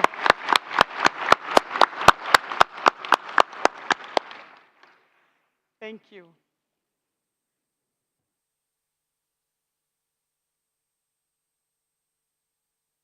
Thank you very much.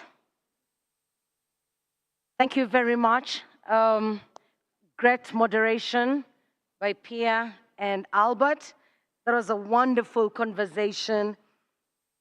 Mr. Senyumana said we need to be creative in how we invest in our education. And earlier, His Excellency Hichilema had said we need innovative ways of financing education. My takeaway is that we should get creative and innovative for foundational learning. Can you guys hear me? Oh, okay. For a moment there, I thought the mic was off. I thought I was being punished. Okay, here's a few announcements. I have just a few announcements before we go for lunch. There will be an email that will be sent to the delegates that will be joining. Thank you very much as the panelists walk off the stage. Thank you, we do appreciate. Merci. Merci, asante sana. Thank you. An email will be sent out to the delegates that will be joining the school visits tomorrow. Unfortunately, we couldn't accommodate everyone. The demand was high. So some of us will stay behind and be part of the sessions planned for tomorrow morning. After lunch, we're soon breaking off for lunch. After lunch, our breakout sessions will be in MH3 and MH4. Those are downstairs. We're not coming back here, MH3 and MH4. Then we have a gala dinner tonight. It will be here at the tent outside. It starts at 7 p.m. Lunch for ministers, heads of delegation, and other VIPs is served in the auditorium club. The rest of us will have our lunch in the tent, which is at the square. Minister Senjimana, ministers from across Africa, ladies and gentlemen, it has been a great honor spending the day with you, and I'm looking forward to tomorrow. I hope you all are. As I release you to go out for lunch, I would love us to first allow the ministers and the other VIPs to be led out of the room, and afterwards the rest of us will go. Then we'll go have lunch and go to MH3 and MH4 later on. Thank you. It's been an honor, and you're such a wonderful audience.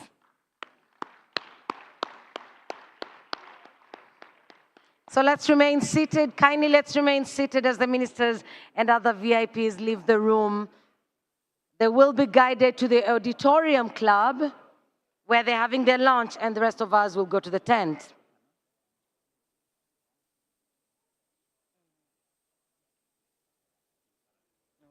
We'll also have the ministerial round table. The ministerial round table will be happening. That's a parallel session away from MH3 and what will be going on at MH4. We'll have a ministerial round table as well. Thank you.